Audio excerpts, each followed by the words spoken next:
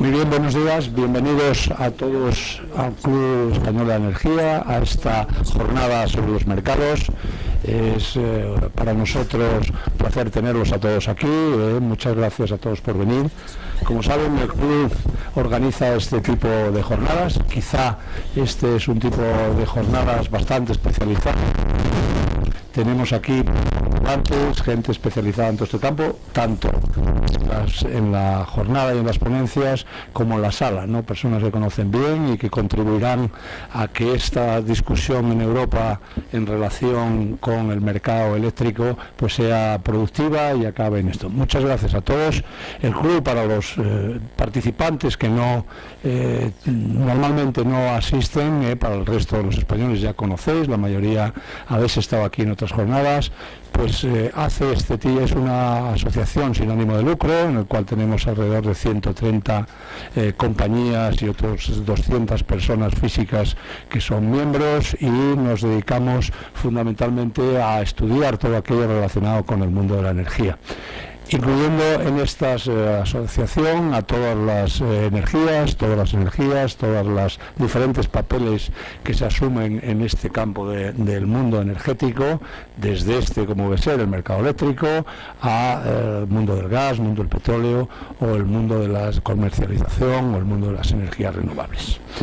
Bueno, este es un tema de actualidad, llevábamos un tiempo, yo creo que la publicación por parte de la Comisión en agosto pasado de la comunicación en relación con el mercado, pues ha acelerado el que tuviésemos este encuentro, algunos de los cuales Pedro Mejía, que me acompaña, el presidente de OMIE del mercado español, también ha hecho muchos seminarios de esto. Quizá es bueno el ampliar estos campos y tener las diferentes visiones. Por tanto, a todos ustedes les animamos, ¿no?, a participar en este seminario activamente, como todos ustedes. Bueno, yo creo que este es un tema clave para este próximo futuro en el país, tanto la parte hardware como la parte software, ¿no? La parte hardware de interconexiones, con el papel que tengan los reguladores, de los cuales los reguladores, o digamos el organismo ACER, tengan en el próximo futuro, será también importante, y estos son todas cosas que, como bien explicará Pedro, vamos a tratar en este seminario.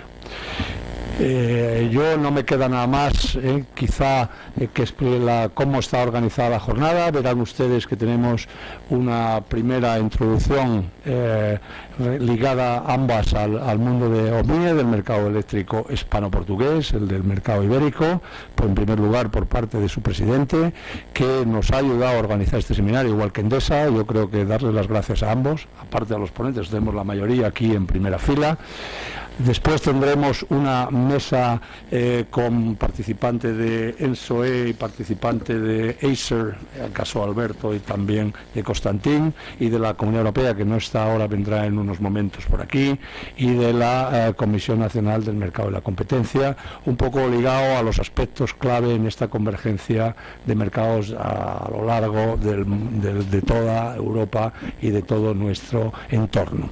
Y luego hablar un poco del diseño de ese mercado eléctrico, en el cual estarán las organizaciones europeas y españolas que tienen interés y tienen competencia dentro de este campo, y la Agencia Internacional de Energía, que le hablaremos mucho a Manuel, que está aquí y que haya venido también a participar en esto. Nada más. Luego tendremos una jornada de clausura con nuestro vicepresidente, el señor Bogas, que es a la vez consejero delegado de Endesa.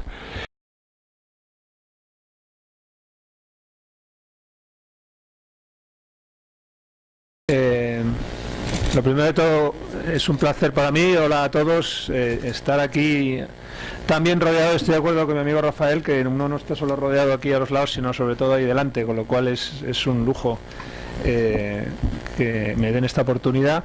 Yo lo único que voy a intentar aquí, como recuerdo, aunque eso ahora es políticamente incorrecto, en mis tiempos en los que era feliz y jugaba al mus y al dominó, que siempre decían que el mirón lo que tiene que hacer es solo mirar y dar tabaco, ¿no? Entonces yo voy a intentar hacer eso, y voy a hacer lo posible por no opinar, con lo que sé que me lo vais a agradecer enormemente, además.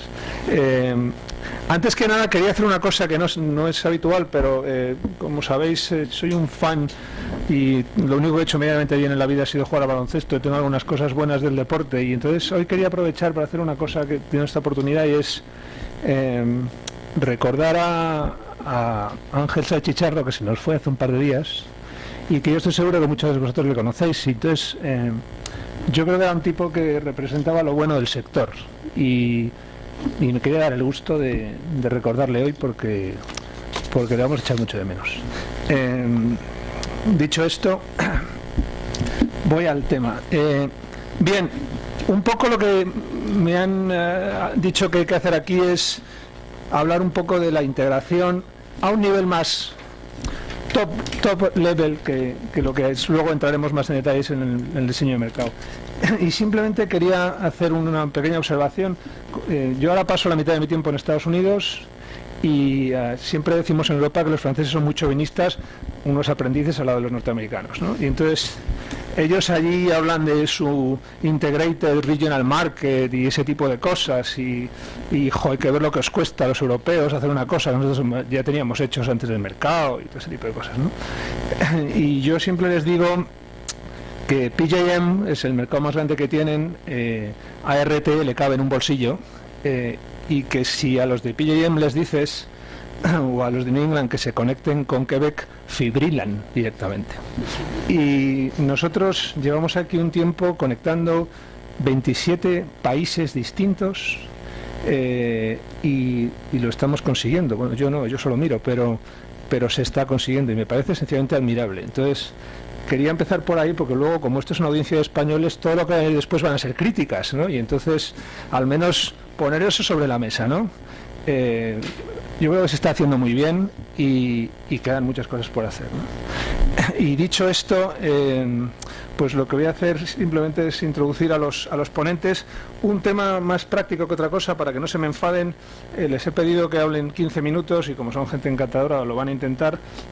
Me he traído un par de tarjetas, una amarilla y una roja, que enseñaré cuando les quede un minuto para terminar y otra cuando ya se supone que han tenido que terminar.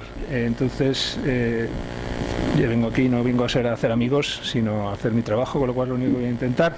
Voy a empezar presentando a los ponentes de la mesa. Aquí a mi izquierda está con nosotros Jochen Miller. Él es Political Reporter de la Comisión Europea, en donde ha estado trabajando por los últimos 3 años y está aquí trabajando en Madrid. Está sustituyendo a el ponente previsto, que infortunadamente ayer a las 8 de la tarde estaba con alta fiebre y llamó diciendo que le era imposible coger un avión. O sea que muchas gracias por acompañarnos. Después de Jochen tendremos el gusto de escuchar a Konstantin Statius. Necesita poca presentación, es el secretario general de ENTSO-E, y antes de trabajar para ENTSO-E pues tuvo una larga carrera en los Estados Unidos, tiene un PhD por Virginia Tech y estuvo trabajando un largo tiempo en la Asociación de Operadores de las Redes alemana, con lo cual pues qué le vamos a contar que no sepa, ¿no? A mi derecha mi amigo Alberto Potosnik, director de ACER, con una larga carrera en el sector. Yo creo que ha pasado por todas los estadios en los que se puede estar, menos en una compañía eléctrica, o sea que habrá que hablar de Revolving 2, pero es lo que te falta para hacer después.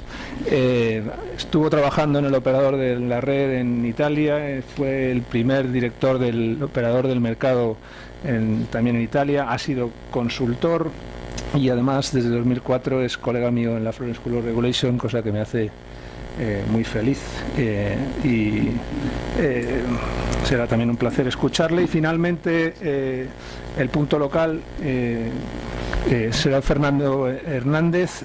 Como sabéis, está de director en la CNMC, y su experiencia claramente ha sido la de ser un buen regulador en España, porque estuvo en la oficina económica del gobierno, o sea que es donde se hace la regulación, y ahora está en el otro lado en la comisión, ¿no? Dije que no iba a hablar y estoy hablando más de la cuenta. Bueno, pues muchas gracias por estar aquí. Jochen, the floor is yours. Thank you very much.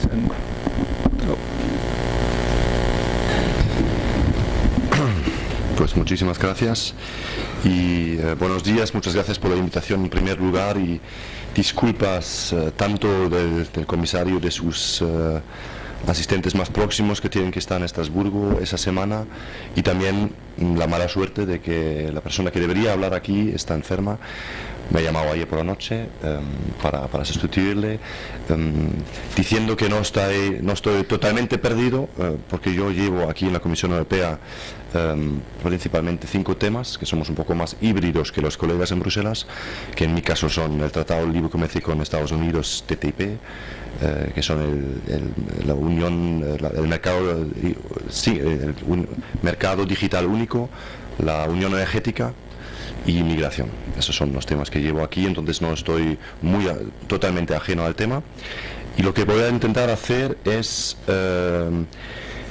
introducir un poco cuál es nuestra visión actualmente desde la Comisión Europea, cuáles son los principales retos y cómo vemos el futuro también legislativo, propuestas que puedan venir en este año sobre ese tema y cuáles son los próximos pasos.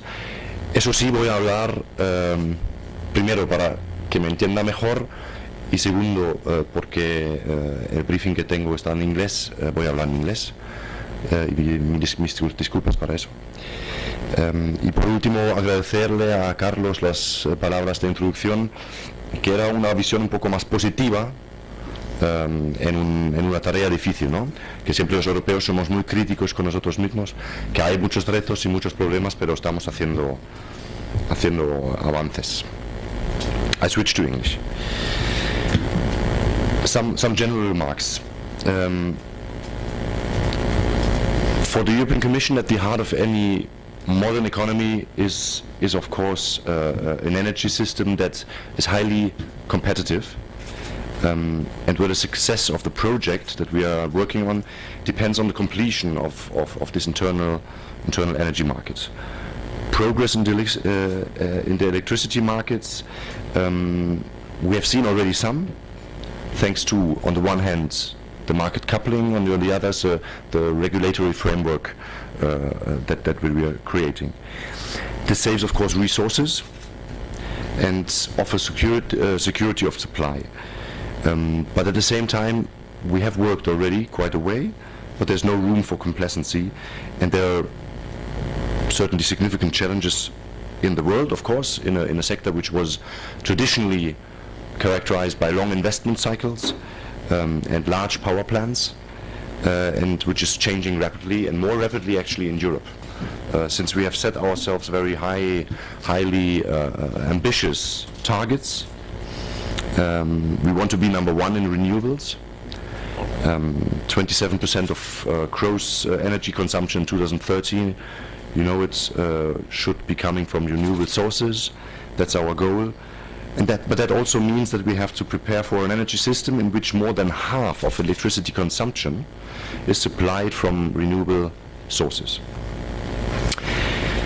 The Commission has therefore started a general review, as you know, of the EU framework governing electricity markets, to make sure that it's fit for the future, and we have also started a review of the framework governing security of supply chain.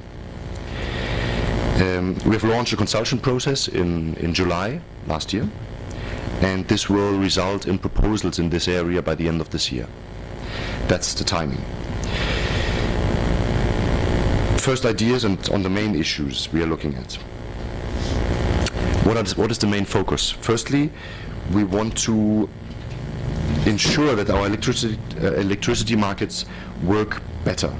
We have to ensure that generators get the right investment signals, so that sufficient general capacity is put in place, but we also have to make sure that our consumers get the best deals. In the second priority, to step up our coordination of policies and actions, also and in particular cross-border and in regions. Regional cooperation will certainly be one of the key elements in the coming years. How will we try to make the electricity market work better? I will speak briefly about 5 issues, 5 proposals. That's the integration of RES, more flexibility, a focus on consumers. Fourthly, the network operation, and in the fifth place, security of supply. The first topic is integrating RES. In this context, the first priority is making sure that renewable energy is fully integrated in the market. This means ensuring that this type of generation plays according to normal market rules. And for the Commission, it is not thinkable to have technologies which represent half of the electricity market exempt from key principles. What does this mean? This includes, of course, further adapting and, where possible, phasing out subsidies for the renewable investments, while, of course, at the same time, investors' confidence is important, and we have to preserve that and protect that.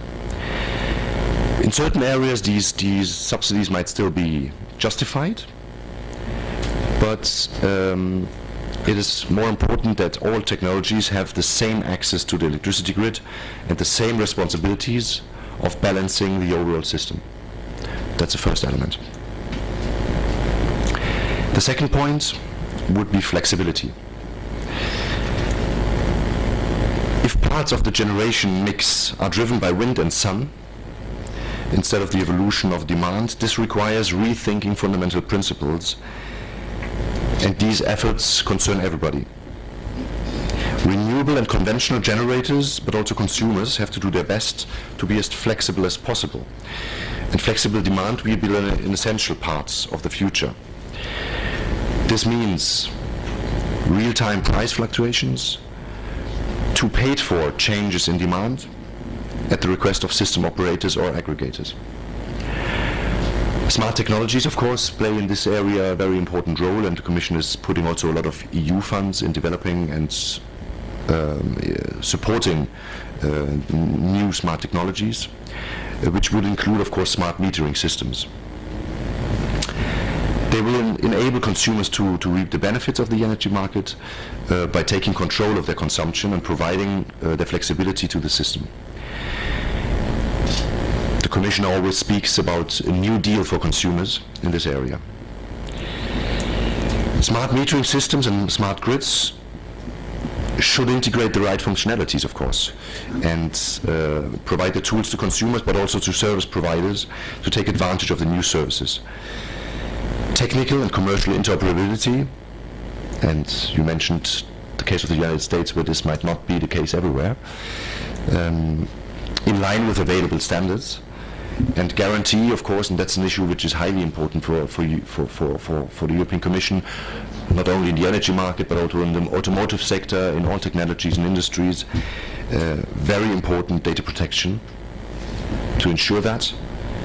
We have just adopted a very ambitious regulation on data protection, which is pan-European, which harmonizes this policy area in Europe, and where we think we have the highest standards in the world. We need to preserve those.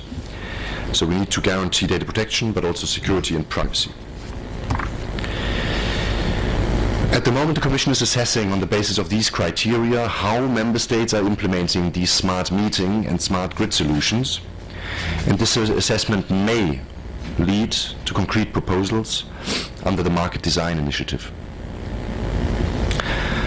Short-term markets have to be further developed. Keeping the system in balance requires trading electricity at shorter time frames than in the past. Network tariffs and regulatory rules have to be in line with the flexibility needs of the system, and regulatory rules which hide existing problems have to be critically reassessed. I come to the third aspect, which I also touched upon under the second point. The third point would be a better deal for consumers. What does the Commission mean by that? We don't want to stop at the wholesale level with the integration. The retail markets are not working as well as they could for consumers. Consumers need to see the market working for them through lower costs, better service and greater choice, while benefiting from the same high standard of protection that the EU law offers. The Market Design Initiative should therefore result in a retail market with a couple of important to us characteristics. One of them is switching suppliers should be made more simple, and facilitated by easily available and reliable and especially understandable information. Consumers need to get this information frequently so that they can adjust their energy use as prices evolve. The privacy and the security of consumer energy data are guaranteed, I mentioned this. And consumers can, and this is a very important point for the Commission, produce and consume their own energy. Network tariffs do not discourage demand response or self-generation and consumption, and incentivize the efficient operation of the grid. The fourth aspect is network operation.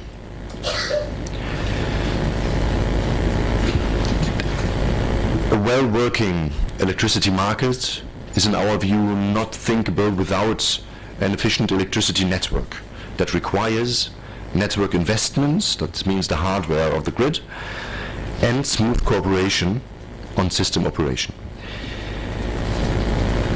As an example, for mistakes on one end of Europe that impact all of Europe, you can look at a case in 2006 where a cruise ship in the north of Germany arrived 1 hour earlier than planned at the transmission line, which resulted in electricity cuts all the way down to Portugal, affecting 15 million people.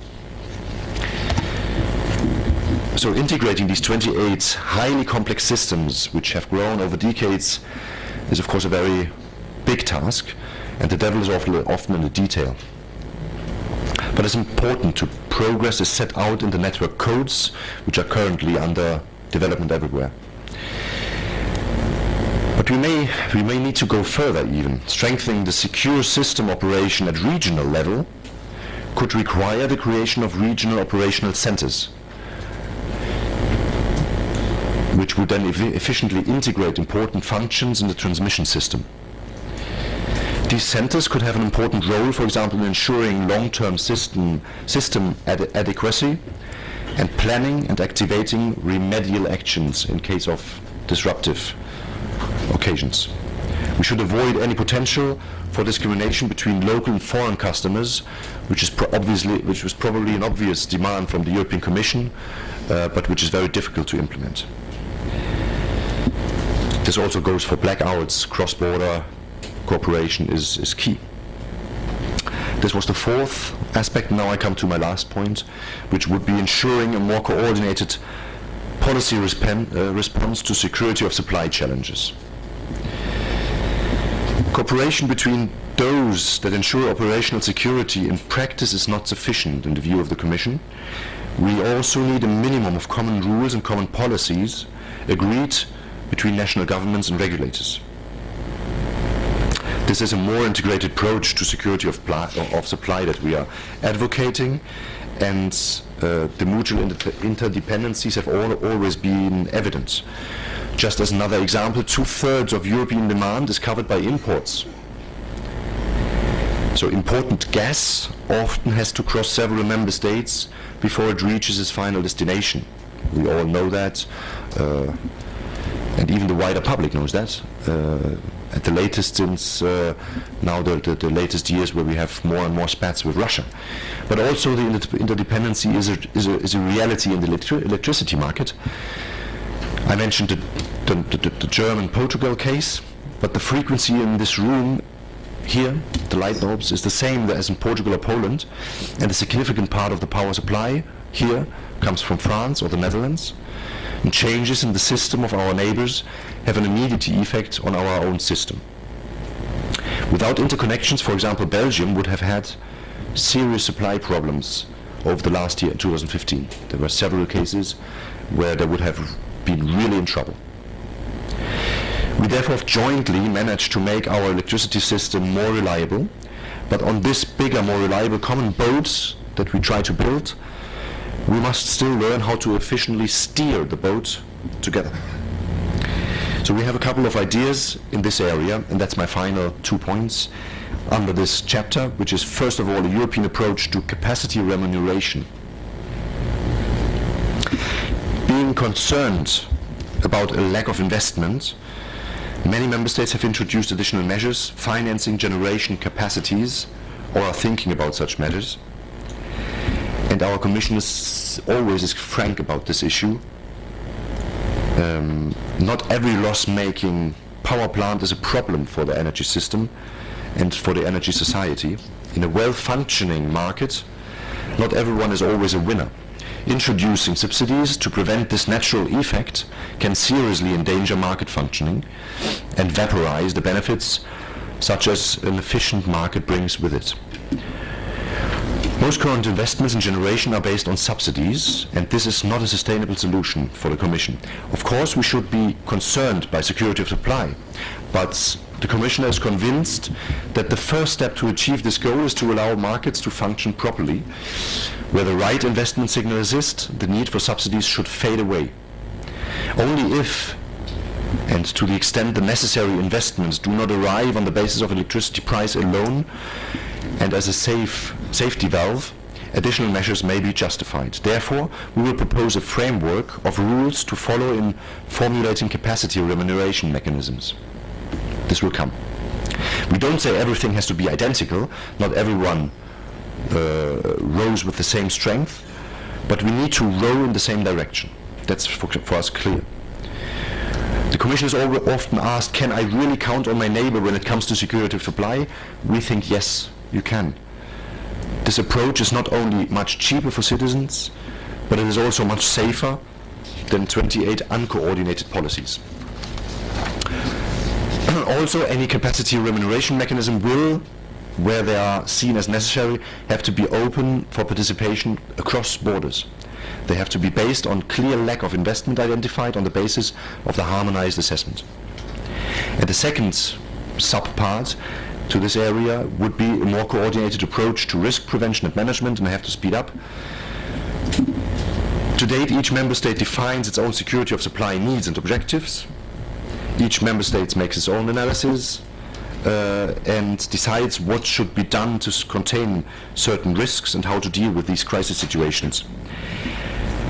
There is already a good amount of cooperation, but we should go beyond the level of operational security. We are still confronted with many different national rules, regulations and practices, and going it alone is simply not a sustainable solution.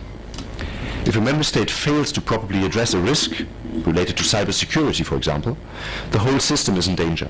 Member states, faced with a situation of scarcity, decides to curtail an interconnector. This has a serious effect on the neighboring countries.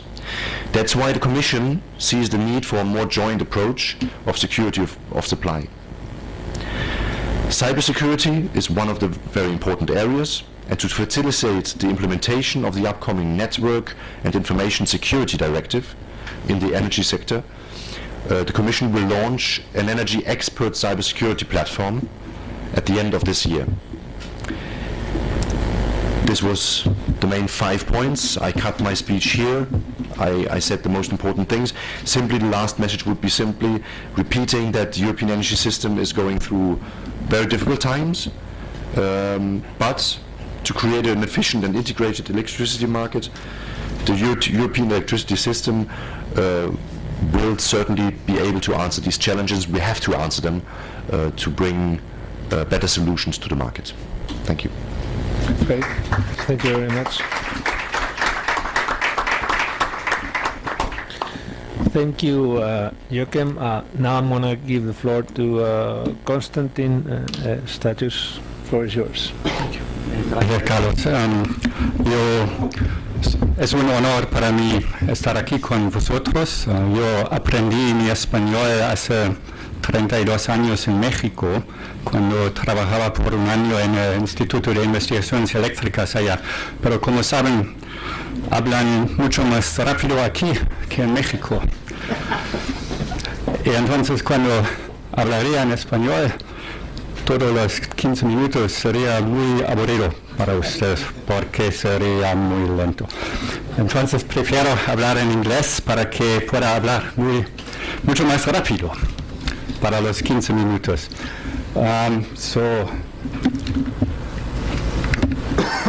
Really I'm only showing this slide, which many of you have seen before, because we now get an additional member TSO, an observer member from Turkey since about a week ago. So the number of customers being served by our members is actually going up way beyond 532 million towards the 600 million mark. The TSOs, as you all know, have played a very important role since liberalization. We've heard a lot already today, and I don't want to repeat all that, on the successful market integration regionally. I may have time, perhaps more in the Q&A than in my presentation, to shed some light on the TSO's cooperation in all aspects related to making regional energy policy decisions among member states, cooperating on network planning, cooperating on the markets where those still have only a regional character, because many of the markets, as we've seen, moving quickly towards pan-European coverage, and then of course also on the operational cooperation between TSOs. That the clear common European rules were very nice anticipatory wisdom from the lawmakers in the third package, foreseeing the cooperation of Commission, ACER and ENTSO-E to draft and finalize network codes. We've heard about that already on the example of the CACEM that Pedro already described so well. The other codes are on their way. 5 of them have been approved in comitology already, and each of them will have similar positive effects on bringing clarity to the market, to system operations, to planning, to connection rules, taking uncertainty out of an otherwise unhealthy level of dispute and uncertainty that inhibits investment. So we think that's a really good development which will come to fruition with every new network code that actually goes into effect soon. And I already mentioned Turkey. Let's not forget that there are also non-EU members in the Balkans which are contributing fully to the ENTSO-E work and are trying to integrate markets and systems at almost the same speed as we do in Europe. With the network codes, since 5 of them have already cleared comitology, it's clearly now time to implement, to complete the wholesale markets, to establish the intraday markets, to start developing at first regional balancing markets, and depending on the specific product, some of them have a pan-European dimension as well, like for example the imbalance netting. Establish these RSCIs, the Regional Security Coordination Initiatives.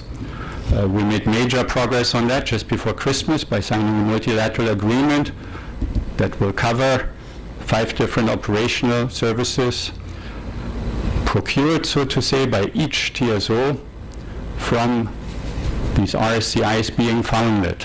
Several of them have been already operational for a while, the others are being founded, and the services are supposed to be in operation by the end of 2017 already. That's a very ambitious project of ENTSO-E's. We'll talk a bit more about the capacity calculation regions and also about the regional adequacy assessment. You might take that a bit as an understatement, because you know that one of the legal mandates that ENTSO-E has is to publish Europe-wide adequacy assessments for the coming season and for the next 10 years. And these scenario outlooks and adequacy forecasts, of course, have always included data on the regions and data on each country and data on how each country can help the others because of the transmission capacity that's analyzed together with the power balance. But we're making a major methodological step this past year and this coming year in the methodology, which will allow a much higher quality of the regional results, giving us indicators not only on reliability and adequacy, but also on the flexibility needs of the regional system. And we believe the availability of that improved tool for the regional policy discussions will actually open up a way forward to discuss and solve capacity mechanism issues and renewable subsidy issues that we didn't have before. And we hope very much that the proposals the Commission will make towards the end of this year will take account of this new possibility to base regional policy decisions on the results of this tool. Briefly about the implementation of the CACM. There are quite a few implementation projects going on already. You've heard about the actual progress on day-ahead and intraday coupling that Pedro and Rafael talked about.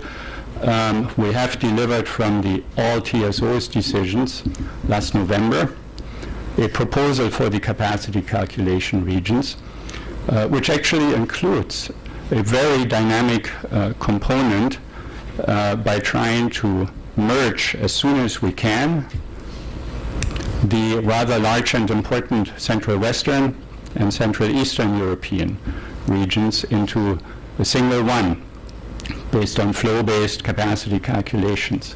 That's a very ambitious project which needs to build, as Rafael pointed out so well with respect to many other tasks, needs to build on experience with the actual flow-based methodology. That experience is pretty good in Central West. That experience was much more difficult in Central East, but we have a strong will from all the involved TSOs to merge these and have one algorithm cover the entire Central European region as soon as we can. There's also generation and load data provision algorithm requirements for the day-ahead and intraday algorithms, the congestion income distribution, the day-ahead firmness deadline, intraday cross-zonal gate opening and closure times, lots of rather important harmonization tasks that have always been there, that have always made progress, but that now have ambitious legal deadlines behind them with the CACM being enforced. And that introduces a new quality of progress not just being talked about, but progress actually happening even on the most controversial, most difficult topics we got.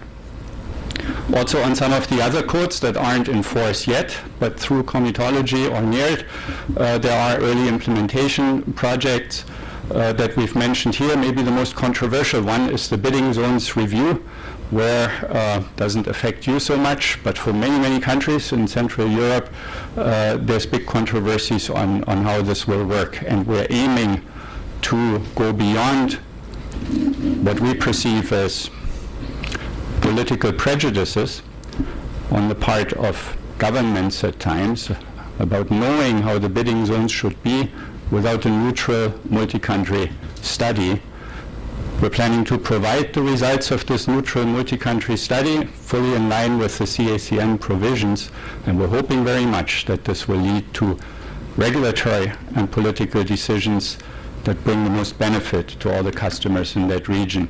Coming now to the market design part, this is an example of the kind of data you've seen many times, sort of anecdotically, of how wind and solar contributions, in this case for the year 2020, we could also have similar graphs for Denmark already for this year, cover major parts.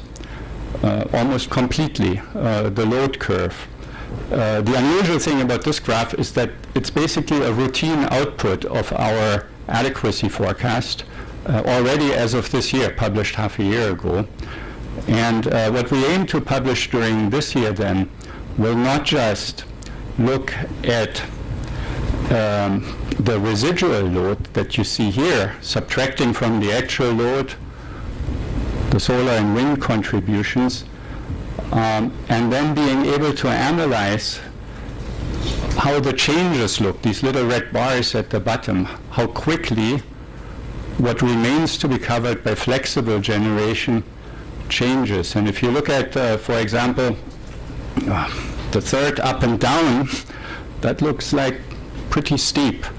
In this case, for an 80 gigawatt system in Central Europe, going from plus 10 to minus 10 in a very short time frame, gigawatts. This flexibility need comes out as a routine result of our calculations in the SOAF now. And this then ties together essentially the reliability indicators and the flexibility question in the analysis of the system. So if there isn't enough flexible generation in that particular system, and if not enough flexible generation or load could come in from neighboring countries in that multi-country hour-by-hour simulation, then there might be enough capacity overall, but there'd still be a trouble serving the load in those particular hours, just because the capacity is not flexible enough to roll along with the changes in the residual load. So it's these sort of analyses we believe will tie together with our new product and with the deliveries, with the actual data forecasted for the next 10 years this summer,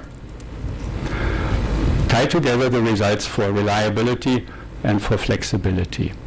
And we believe this will be a major new contribution to the government's discussions, especially on a regional basis, because these are essentially large regional simulations, for trying to figure out which country has a need for capacity that it can't cover with the normal foreseen investments, considering a capacity mechanism and trying to figure out how that capacity mechanism will or will not distort the regional market in a way that makes the market operation almost impossible.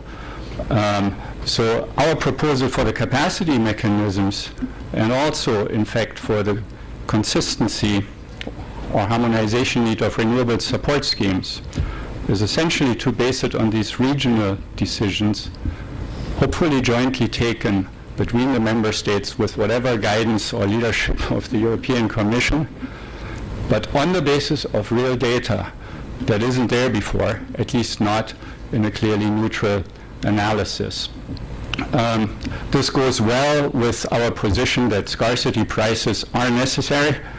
They're already occurring, but they're not sufficient to stimulate the flexibility and the investments, and it goes well also with us being convinced that the customer must indeed be at the center, that the customer must indeed see the costs that the system has at any given time, not only the wholesale prices, of course, and must be able to react to them, like Raphael's cartoon showed so very well. But the customer must also see any economic effects of congestion on the transmission and the distribution level. And if we can then go even beyond that and make somehow dynamically change the rather large components of the tariffs that comes from taxes and levies, that would be even better. So our market design adjustment propositions are listed here with sort of headlines: integrate the renewables into the market, create a regional and European framework for RES support through these regional discussions, preferably that I've just outlined, integrate the demand side into all the markets. The price elasticity itself, by the customers reacting through aggregators to how the wholesale price changes, quarter hour by quarter hour or whatever, but also, of course, the balancing markets, because we know from the US experience with DSR that that can create major value for the customer himself and for the system in general. And this is why we have a second legislative proposal besides the security of supply related regional analysis I mentioned, and that is that we need a piece of legislation, probably rather short, on what we call distributed flexibility, because in order to be able to let the customer choose their level of flexibility and reap the full market benefits, we believe you need to start building now very soon, but in a carefully designed way, the information technological architecture of the data exchanges between all the parties, the customer himself, the DSOs, the TSOs, in a data hub that from our perspective must at least cover the nation geographically maybe more, and must not be limited to a single DSO. So this would all help to strengthen the price signals and also to strengthen the balancing responsibility. And for those customers that can't deal with all this volatility of prices, and there will be many, this all will be the basis for developing risk hedging products in a market environment that enable them to deal with that. So the summary of this is that the regional and Europe-wide system adequacy methodology should be the basis for enhancements of the market design, market integration, and the regions play a major part of that.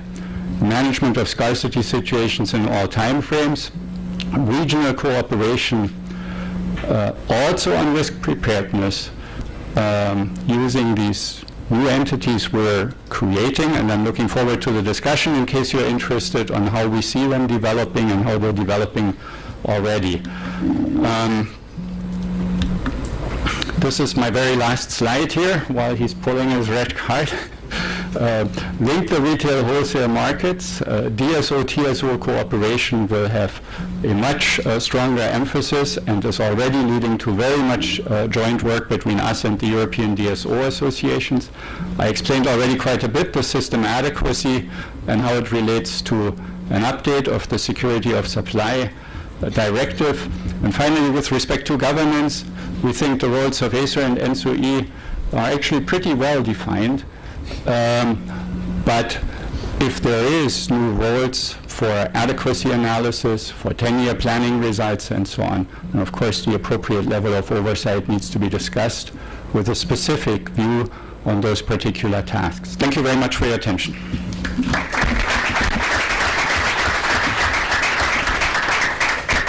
Thank you very much for the moment, also for respecting so nicely the time, so it's really appreciate it.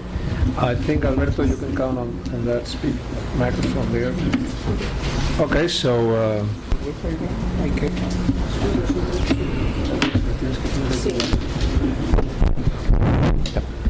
Ok, bueno, me parece que también hay que empezar con unas palabras en español. Lo hago para agradecer a la invitación de Arcadio Gutiérrez, el director general del Club Español de Energía, y la oportunidad de estar aquí hoy y compartir algunas reflexiones sobre el desarrollo del mercado interno de la energía y los desafíos que este proyecto va a encontrar.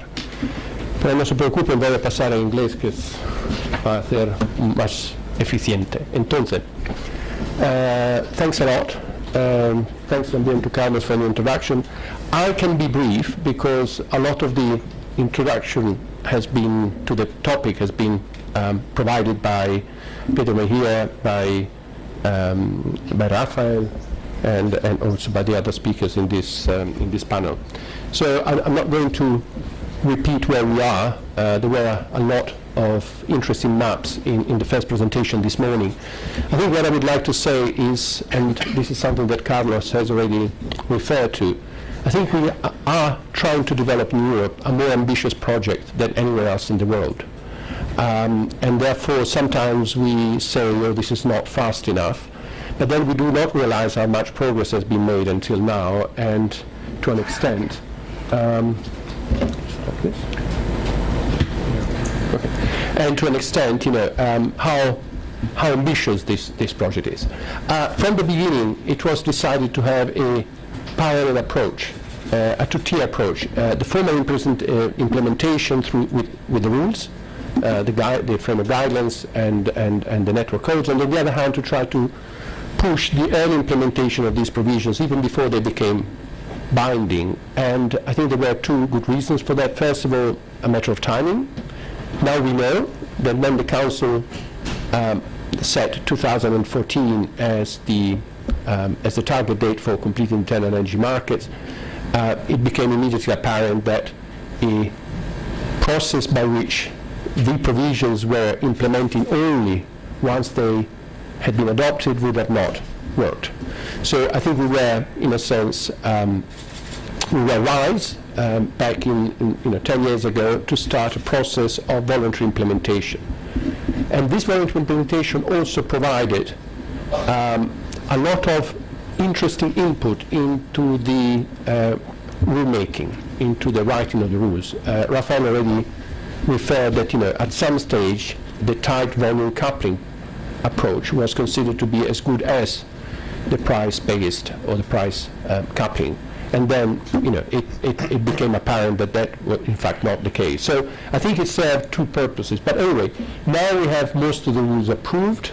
I think Konstantin has already referred to them. We also have a target model which was developed over the years and which have been agreed by all parties involved. It has 5 dimensions. Capacity calculation, they had intraday, long-term imbalancing, and in a sense we know where we want to get. In some cases we had made a lot of progress on the ground. In other cases perhaps we have not been as fast as we could or should have been. And obviously, a project that we should be all proud of, and I think the parties involved in this project need to be commended, is that ahead, where there was a more detailed map this morning, but basically we have now 19 plus 4 countries coupled in 2 regions. Others will join soon, but basically I think we can claim with all honesty that market integration has been achieved to a large extent. As I said, there are other projects where we're not delivering, I think, as fast as we should, and I think lessons need to be learned there. And one, I think, typical example is the intraday. The intraday suffered significant delays. I think it is a complex project. The head is complex, intraday is complex. But my view is that it was not the technical complexity of the project that created the delay. It was more the lack of a proper governance structure, and therefore the problem of sorting out conflicting commercial interests. And this is basically what, this is lesson to be learned, and this is where the new rules, which will introduce, mainly the CACAM rules, but which will introduce a more robust governance. We'll see how, whether, and I hope it will, how it will address this problem and make the future smoother than the past. So, but I think all in all, I think we should be fairly satisfied with how things are going, at least at the wholesale level. And I think we said we should commend those who have been working on this for so many years. Now, what is the result of this? And I'm now going to present a few slides taken from our market monitoring report. Every year we produce a state of the art in the development of the internal market. It comes out towards the end of the year, so this is last year's edition, which was presented at the end of November. Unfortunately, it takes some time to collect the data from the whole of Europe to make sure that it is compatible and consistent, and therefore it's updated up to 2014, which is now more than a year ago. But this slide shows the efficiency with which we are using capacity on the interconnectors. And as you've seen with the development of market coupling, we have increased this efficiency. So we're using the available capacity more and more efficiently. Obviously we can do more, but I think we should already be quite satisfied the way in which, for the results that we achieved so far.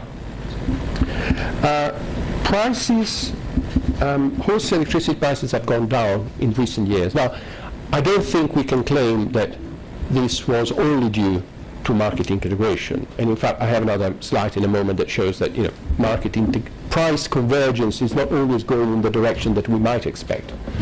But obviously, market integration must have had a role.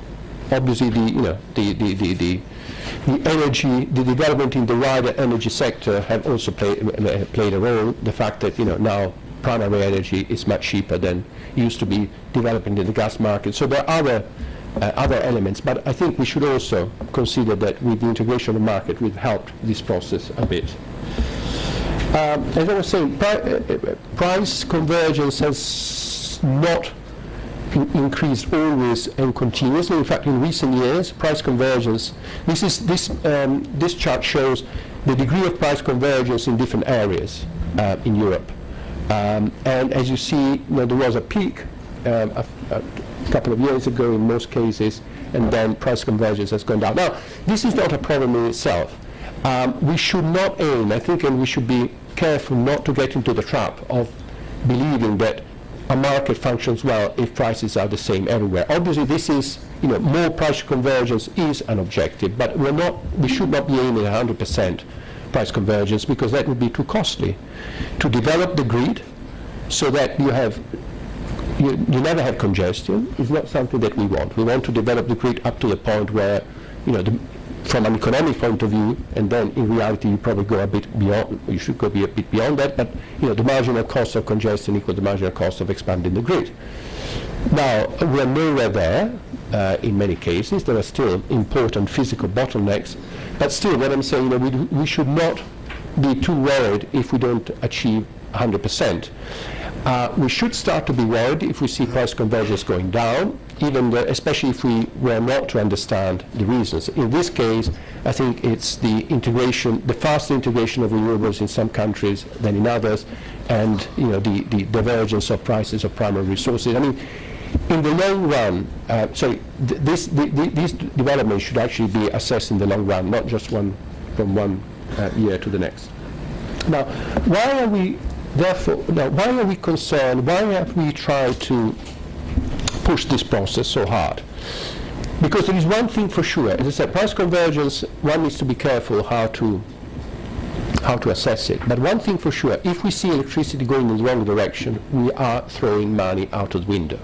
I mean, that's for sure. If we produce electricity where it is more expensive, and we consume it where it could have been produced more cheaply, then that's money down the drain.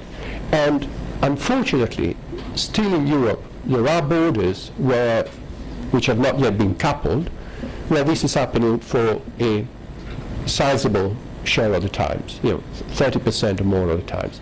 And this is exactly what we don't want. I mean, this is money wasted for consumers. And in fact, if you see the welfare loss, the social welfare loss of the lack of, or the incomplete integration of the market runs into the hundreds of millions every year.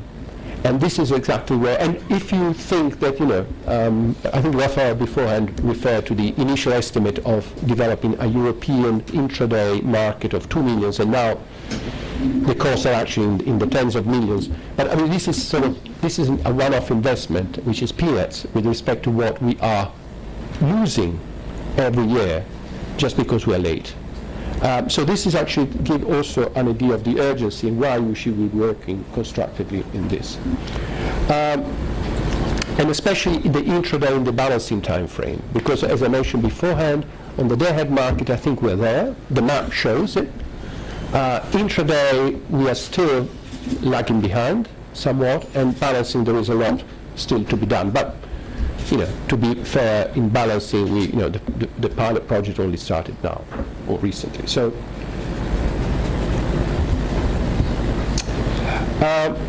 one aspect, one of the challenges that we're facing at the moment, and we haven't yet touched on them this morning, or at least not, is unscheduled flows.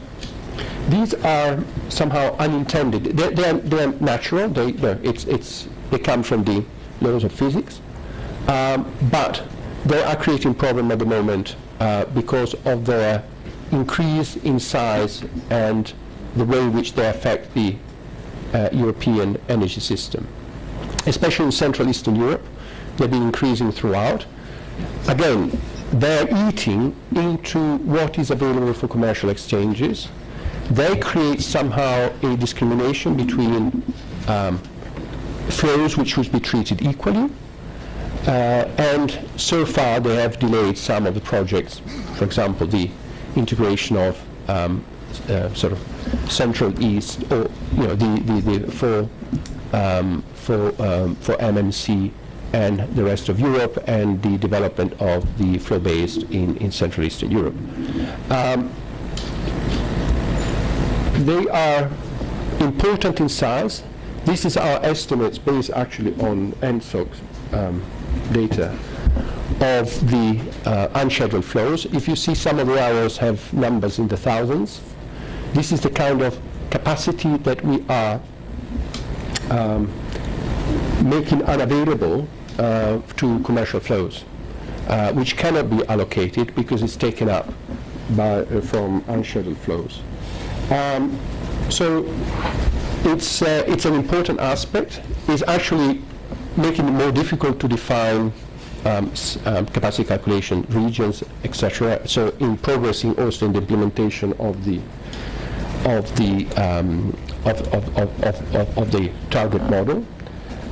Here is an estimate of how much capacity. Beforehand, the yellow arrows where they were showing the extent of the loop flows, or the estimated loop flows, or sorry, unscheduled flows, and this is actually an estimate of how much capacity is taken away from commercial exchanges because of the presence of unscheduled flows. And for example, if you look at the border between Germany and Poland, this is in the order of almost 1,800 megawatt, which is not available to commercial exchanges. There are other large numbers between France and Germany. So this is all capacity which is there but cannot be used for integrating the market properly. So this is something that it's very technical. I only understand some of it. I'm sure that Konstantin understands a lot more. People out there, they understand a lot about this. This needs to be sorted out because, in a sense, it's not only distorting the market but also impeding progress in the market. It has to do with capacity calculations, and until now, capacity calculation has been done on a voluntary basis through the cooperation of TSOs. We looked at 2014 and how many of the requirements for coordination of capacity calculation were actually met in the different areas, and we've seen that at voluntary level there was progress in coordinating capacity calculation at regional level, but there were still some improvements to be made, and we look forward to the now implementation of the CACAM so that this can actually be achieved and capacity can actually be calculated properly and efficiently at regional level. I refer to the fact that unscheduled flows might create discrimination between different types of exchanges. This is this chart shows the thermal capacity taken into account the N-1 criteria and the commercial capacity made available in on different borders, on different interconnection. And as you see, the commercial capacity is much lower than what could be available if we were to somehow to take into account or to govern or to make the unscheduled flow more explicit. I don't talk about capacity markets. I just want to finish in the half a minute that I have to say that the proof of the pudding is in the eating. Why are we doing all this? We're doing all this for the benefit of consumers. It's not for the benefit of energy companies, regulators, TSOs, or whatever. And unless we can deliver more choice and better prices to energy consumers, then we have not done the job. And what we're seeing, wholesale prices are going down, retail prices are not yet going down. There are a number of issues, there are a number of causes of this. One of them is the fact that the non-contestable part of the charges is going up, partly to do with the renewable subsidies. We need to deliver a better system to consumers. Consumers can be engaged, can play a role. They're not stupid, but I think until now we somehow failed to engage them properly. I've just 2 seconds to say, I've asked my wife a year ago, we've been married for 25 years, what is a kilowatt hour, and she didn't have a clue. Everybody knows what is a gigabyte. Ask a teenager what is a big gigabyte, which is almost as exoteric. They know. Okay. Ask about a kilowatt hour to someone who's been married to someone who has dealt with regulation for 20 years. No clue. It's leaving the light in the kitchen switched on for a night. overnight. Thanks a lot.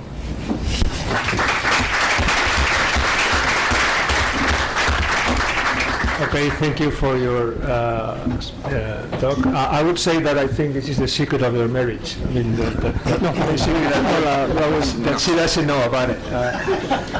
I definitely think about that. So thank you to give me hope, because my wife obviously doesn't know it either. With this, we will finish with Fernando, that he will give us the view from our own regulator here, but you know that he's going to deal with also the position that goes beyond towards European integration. So thank you very much. Bueno, gracias Carlos. Yo voy a hablar en español, aunque me había preparado un speech en inglés, pero no sabía que mis colegas, en particular el doctor Stashus, hablaba también español. Pues voy a hablar en español. Agradecimiento a Arcadio y al club, porque desgraciadamente yo no había tenido la ocasión de venir a hablar, pese a que me había comprometido varias veces, pero mi agenda, he llegado del consejo de la comisión que me han tenido secuestrado desde las 8 de la mañana a puntito para dar esta charla, y estoy pues muy a gusto aquí. Carlos me ha definido como... Bueno, me ha recordado que trabajé en la oficina económica del presidente del gobierno, y se me había ya olvidado, y porque de hecho desde entonces he tenido trabajos todavía peores, incluidos el actual, de trabajar como regulador y supervisor en este querido y fácil país y en este querido y fácil sector. Entonces, pues, como panel de alto nivel y de alto cargo, voy a decir unas cuantas obviedades. Y la primera obviedad es que tenemos dos fronteras que además son distintas, la frontera portuguesa y la frontera española. Y que la frontera portuguesa, bueno, es una frontera que desde el punto de vista eléctrico pues está con un nivel muy alto de interconexión, que llegará al 10%, superará el 10% con los PCIs que están en marcha, y con un nivel de acoplamiento prácticamente total. Que me corrija Pedro o Rafael, pero si no me equivoco este año ha sido el 99% de las horas con igual precio. En este contexto, bueno, ¿cuál es el porcentaje de horas en las que no se produce acoplamiento? Pues curiosamente es por exceso de producción de renovables, exceso no connotativamente peyorativo, simplemente alto nivel de producción, pues que lleva o bien a que se congestione generalmente la interconexión en sentido de importación a España, como ha pasado con las venidas del Duero de este mediado de enero, o bien que ocurre, digamos que no muchas veces, pero ocurre cuando por preferencia de despacho de las energías renovables en Portugal abren la interconexión en sentido de importación. Digamos, en este contexto de alto nivel de integración, bueno, cualquier avance como los que propone la Unión Europea en su nueva iniciativa de Market Design, pues tiene un efecto clarísimo sobre mejora del welfare. Si mejoramos la integración de renovables en nuestra red, si armonizamos el nivel de impuestos, o incluso si eliminamos impuestos a la generación, que tienen un efecto clarísimo en el intercambio entre nuestros dos países, o si mejoramos el intercambio de energías de balance entre nuestros operadores, digamos, pues tendrán un efecto claro. La frontera de Francia es distinta, es más compleja. Con Francia, digamos que tenemos un nivel de interconexión todavía limitado, pese a la práctica duplicación con la entrada en funcionamiento y en operación comercial. Veo aquí a Miguel, que han trabajado arduamente para que esté en operación comercial pues desde el mes de octubre o noviembre, si no me equivoco, y que ha cambiado, pero yo diría que solo relativamente el panorama. En el año 2014, por poner un ejemplo, teníamos no he hecho la suma, prácticamente un 90% de las horas con la interconexión congestionada. En las horas en que estaba congestionada, que es las fundamentales en sentido de importación para España, 81% de las horas, pues una diferencia de precios medio durante el año de 17 euros entre el mercado francés y el mercado español. En el caso de la congestión en el lado de exportación, que sucedía solamente en un 9 o 8% de las horas, una diferencia de precios de un 8 euros aproximadamente. La duplicación de la capacidad de interconexión actual a los 2.700 o 400 megavatios según el sentido, pues ha hecho que han mejorado todos estos ratios.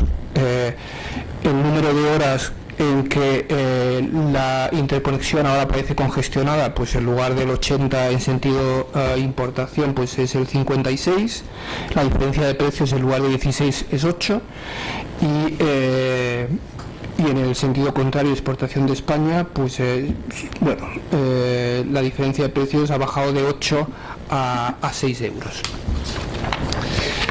La consecuencia de esto es, bueno, lo decía Alberto, es divergencia de precios, que en mi caso como español pues sí me preocupa, y es muy fácil si uno hace el ejercicio de primero casi de instituto más que de económicas, de poner las curvas de España y Portugal y las curvas de Francia y Alemania juntitas, por ejemplo del spot, pues alineamiento total, correlación 1 entre España y Portugal, un bastante nivel de correlación, no 1, entre Francia y Alemania, y una dispersión de ambos niveles.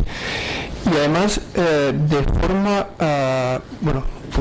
aquí me han pasado un dato del mes de diciembre.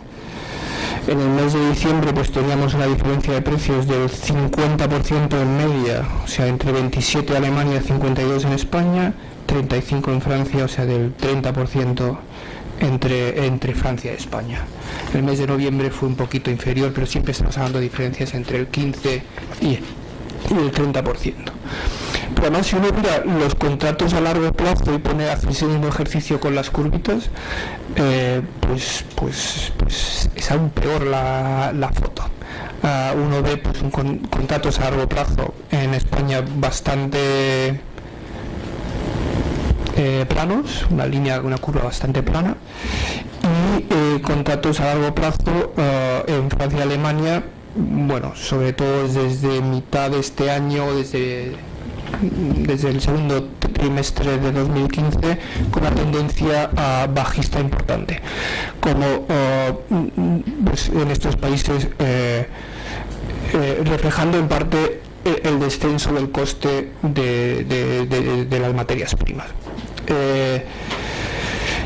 Esta divergencia, también la diferencia de los spreads, de las primas de riesgo entre el contrato a corto y a plazo, que son bastante más elevadas en España, son preocupantes, se pueden deber a factores fundamentales o a factores coyunturales, no tengo la respuesta. Puede ser un problema de diferencia de precio de determinadas materias primas, fundamentalmente en los contratos a corto. Tenemos también problema de exceso de capacidad de ciclos o defecto de número de horas en funcionamiento frente a otros países. También me pueden hablar de riesgo regulatorio, y también evidentemente pues tenemos un nivel de penetración de renovables muy alto, cuya volatilidad pues a lo mejor se transfiere a la prima de riesgo y es parte de la explicación. De hecho, pues otra obviedad es el hecho de que en España es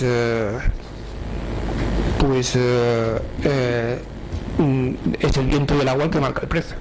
en un mercado pues que creemos que da una señal de precio, una señal de escasez, que a los políticos no siempre les gusta, pero la señal es allí, está ahí, y bueno, es muy fácil si uno pone el viento y los precios del mercado mayorista en el año 2015, pues igual los picos para abajo que hemos tenido pues coinciden con alto nivel de penetración de eólica, o combinación de alto nivel de penetración de eólica con agua. Y nuestro anticiclón de los meses de verano, pues sabemos que vamos a tener permanentemente precios de 60, salvo que bajen los precios del gas y que se recuperen nuestros ciclos, porque no va a entrar agua ni viento en esos meses. Y hablando también de operación, bueno, pues tenemos un escenario donde es ya habitual días con 40% o más de 30% de energía eólica cubriendo la demanda, e incluso horas, tal vez menos significativo, pero curioso, donde creo que Red Eléctrica ha llegado a despachar el 70% de la demanda con energía eólica. Entonces, ¿cuál es the way forward? ¿Cuál es el camino? Yo diría, antes del market design, lo ha comentado Alberto, la interconexión, las infraestructuras. Entonces, aquí en el caso de España, pues ya sabemos la situación con Francia, sabemos que incluso con los PCIs que están en la segunda lista, y los proyectos que están en marcha, no se llega a ese 10%, y en el caso de Portugal sí, y que, bueno, aunque el 10% no es una cifra mágica que parece que vaya a resolver todos los problemas, bueno, los análisis preliminares todavía de coste-beneficio, bueno, pues dan un resultado bastante positivo. Y dan un resultado bastante positivo teniendo en cuenta problemas muy graves que se le vendrán se los pondremos a Alberto encima de la mesa en el futuro, espero que pronto, que es proyectos extraordinariamente caros, sobre todo si tenemos que tirar líneas submarinas. Pues si para llegar al 10% tenemos que hacer el famoso British y conectar a Francia por Bretaña, pues será por definición caro, y no estoy criticando a Red Eléctrica. Proyectos en los que hay diferencia muy palpable de costes en el lado español y en el lado francés, no solamente porque España es más barata, sino también por un tema muy, muy complejo, que es el coste de los refuerzos. Los refuerzos internos, bueno, puede haber casos que se comen, pues a veces, porcentajes extraordinariamente elevados del volumen de inversión, y eso hace pues que incluso la idea fantástica y la solución óptima que establece el Reglamento Europeo de Infraestructuras, en la práctica y en la práctica de nuestra interconexión va a ser compleja de llevar a cabo. Y por el otro lado, solamente dar algunos mensajes muy, muy escuetos, porque entiendo que la siguiente sesión pues va a ser un poco sobre el market design, es lo que ya apunté. En primer lugar, mejorar o seguir mejorando la señal de precios. Ya se ha dicho aquí pues el éxito del capping del mercado diario. Creo que también nos han comentado cómo están trabajando en vías de mejora del algoritmo. Ya tenemos una solución encima de la mesa para en un futuro no muy lejano hacer lo mismo con el coupling de los mercados intradiarios. Y bueno, lo importante es pues que todos estos mercados, también incluido el mercado de balance, sean cada vez más importantes y que valoren, que den valor a la flexibilidad. Hablando de flexibilidad, igualmente permitir que los mercados paguen la flexibilidad, lo cual no significa crear mercados paralelos de flexibilidad.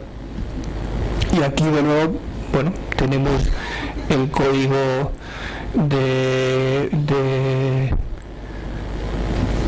no sé cómo se dice en español, el Congestion Management and Capacity Allocation, el CACAM famoso, y el código de balance, que junto con eventuales trabajos de mejora de los mercados de ajuste y de eliminar eventuales restricciones en los mercados de reservas que la Comisión Europea pues está mirando, pues permitirían dar ese valor que necesitamos de la flexibilidad en un contexto sobre todo de limitación de interconexión y de exceso de producción renovable.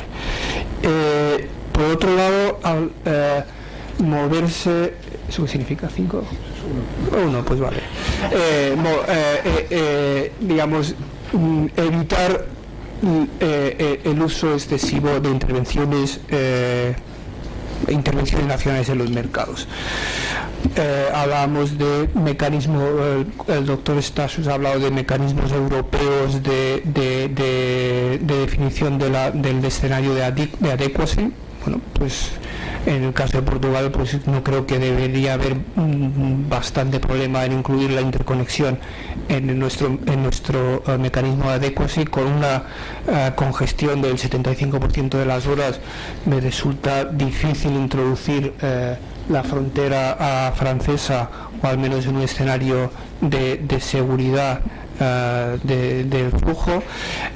Mecanismos de capacidad, pues igualmente definidos en la medida de lo posible con esquemas competitivos y con marcos regionales.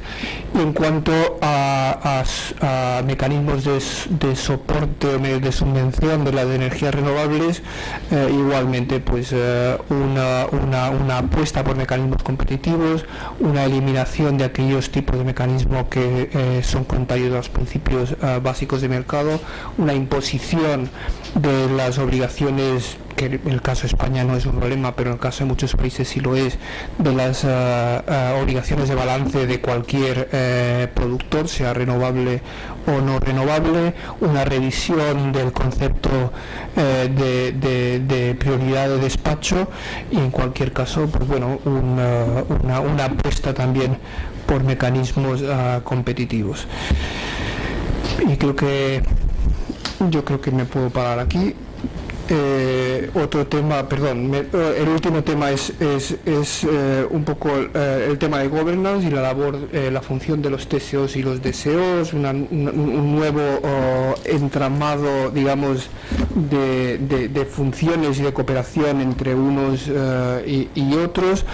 E igualmente una definición, yo diría, también más económicamente racional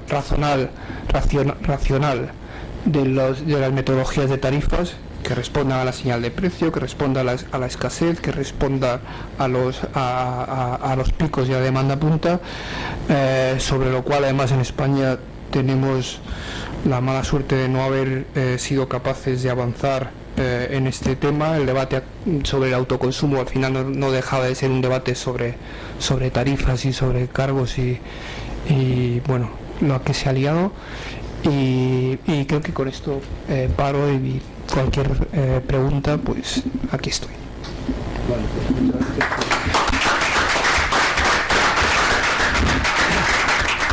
Bien, yo ahora tengo un primer dilema, es que de acuerdo al programa deberíamos terminar en 7 minutos, porque ha habido unos pequeños retrasos raros en este país, pero a veces pasa.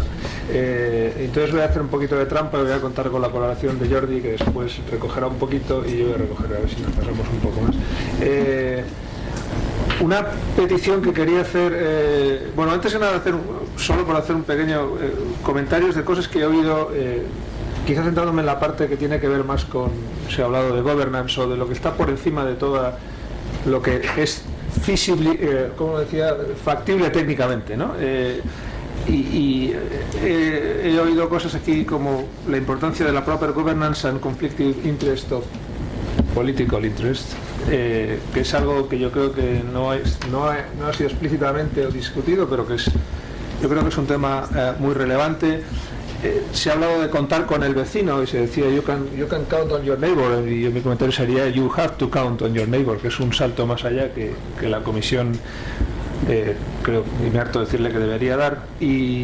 Y finalmente un comentario general sobre las infraestructuras. Integrar mercados cuando se es rubio siempre es más fácil. Entonces si eres nórdico todo va estupendamente, ¿no?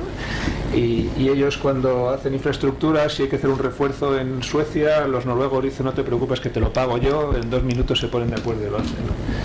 Yo creo que en otras partes de Europa nos cuesta un pelín más.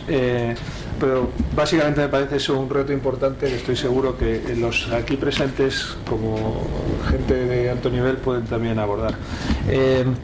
Y dicho esto, de cara al turno de preguntas, quería pedir un favor a la audiencia, es si así en una primera vuelta podría levantar la mano aquella gente que tiene interés en hacer una pregunta en función del número de gente, me pongo más borde o menos con cada uno de ellos.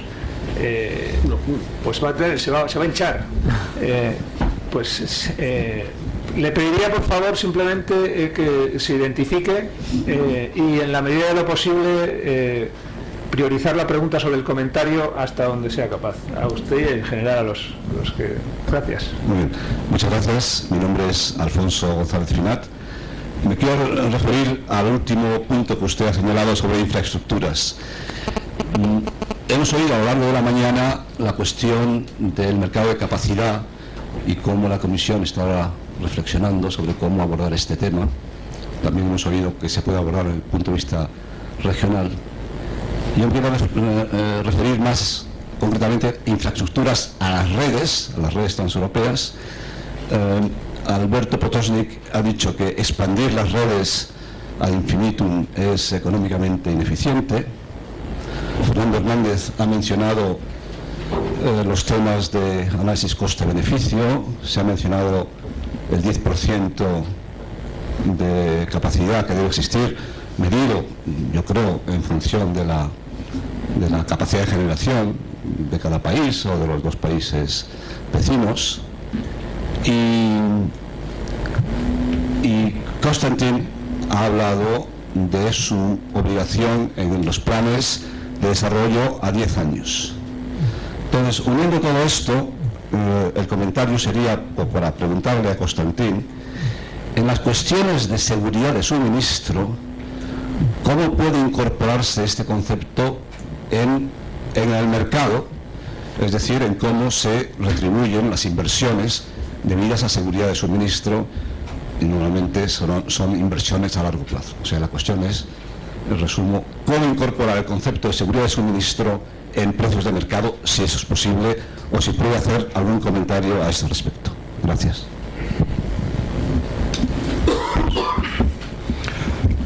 There's various aspects to the answer.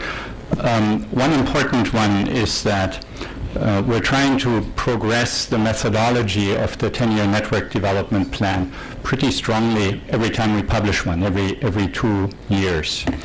And one important thing we achieved with the ongoing 2016 efforts, which already led to the publication this past year of regional plans, was to further improve the top-down part of the 10-year plan, which basically takes hour-by-hour market simulations to calculate the value and then be able to compare it to the cost.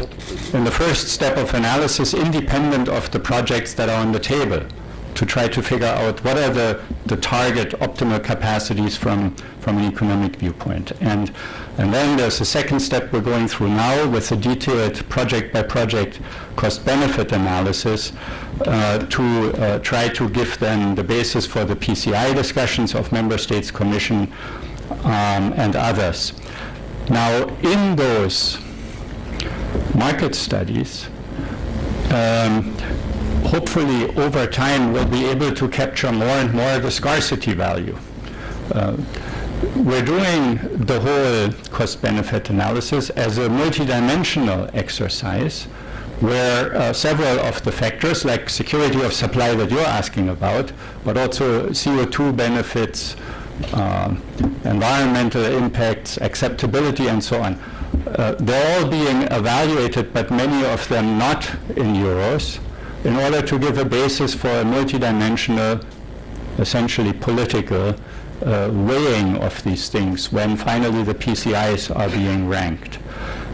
That said, let's not underestimate, however, how much these market studies can do in terms of including already the value of scarcity. If there is a scarce situation for a few hours, the prices of the market studies will go through the roof, and that might actually then bring a fair amount of the benefits of a particular interconnection, increasing then the target capacity that's economically optimal for that particular interconnection. And it is then up to the Commission, the Joint Research Center and others to try to figure out how much of the overall value of security of supply for grid investments is already captured in our market study-based economic analysis versus in separate non-euro quantified indicators. This gives me the opportunity to make one more brief remark about the capacity mechanisms. This whole debate on capacity mechanisms and the need for them and whether they might be eventually superfluous, which was one of the questions the Commission asked last summer, seems to us to focus more and more on the question how optimistic we are on the cartoon that Rafael showed before. Will we ever actually think that customers will want to go there and choose their supplier and their aggregator in such a way that automatically some of the things in their household, primarily their heat pumps, air conditioners, water heaters, and electric cars, will actually be remote controlled by the supplier of their own choice, or are we pessimistic about that? And the sooner we think we'll get there, let's say in the optimistic case maybe in 10 years or so, the more we think that at that time nobody will need capacity mechanisms anymore, because one of the defining features of a capacity mechanism is of course that somebody has to guess at the value of lost load, the value of reliability. And that's today in the countries that do that a combination of TSO, regulator, and government that guesses that.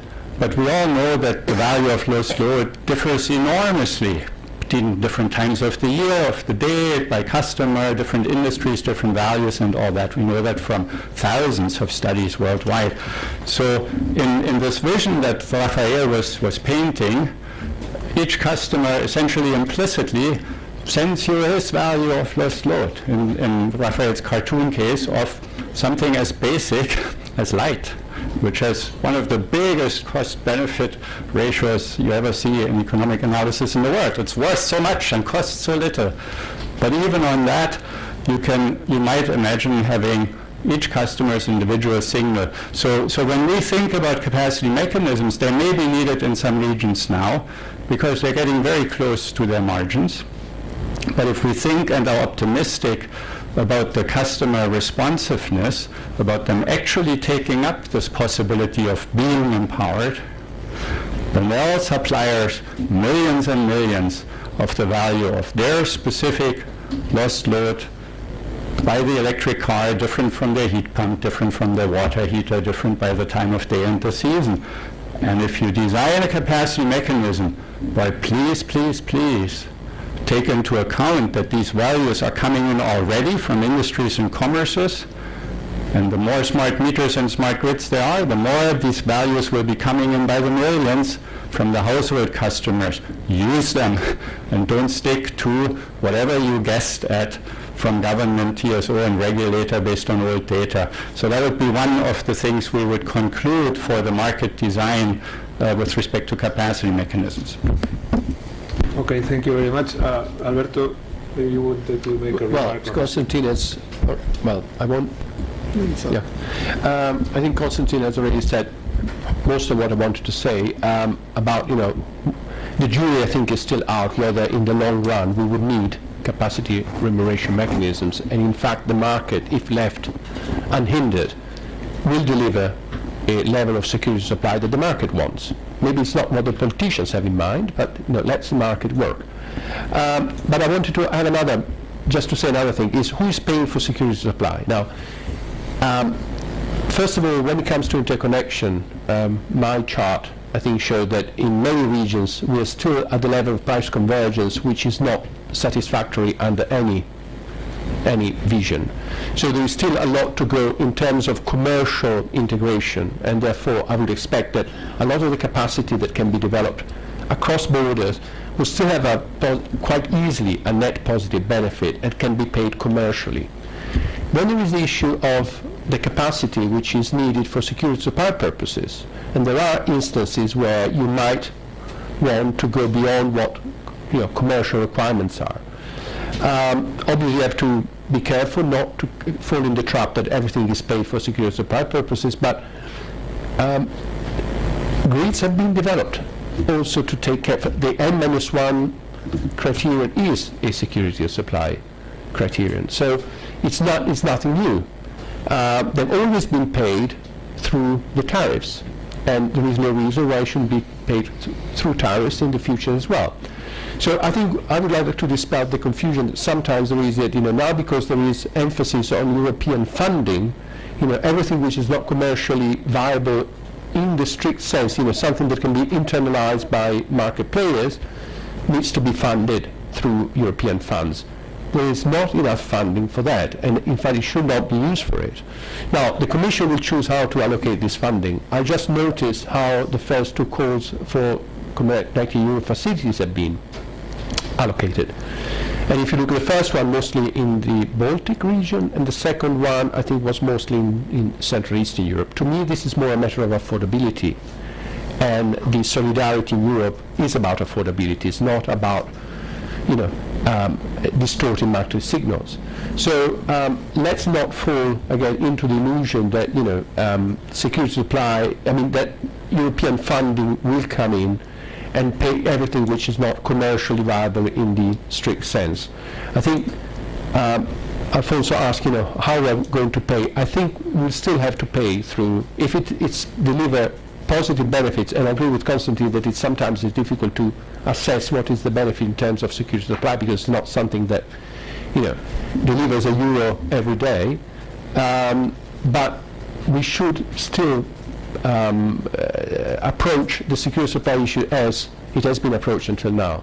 And then the funds, the European funds, at least in my personal view, and I'm sort of also observing how they are being allocated, should be mainly about an issue of solidarity and affordability. There are some regions in Europe that cannot afford their own security supply, and that's what Europe is about. Okay, so since we have another round of Q&As after the next session, I think I'm going to try to stick as much as possible to the schedule, and I'm going to end up by thanking a lot the four great speakers here. It for me has been really an honor and a pleasure. Thank you very much, and let's move to the next session led by Jordi. Thank you.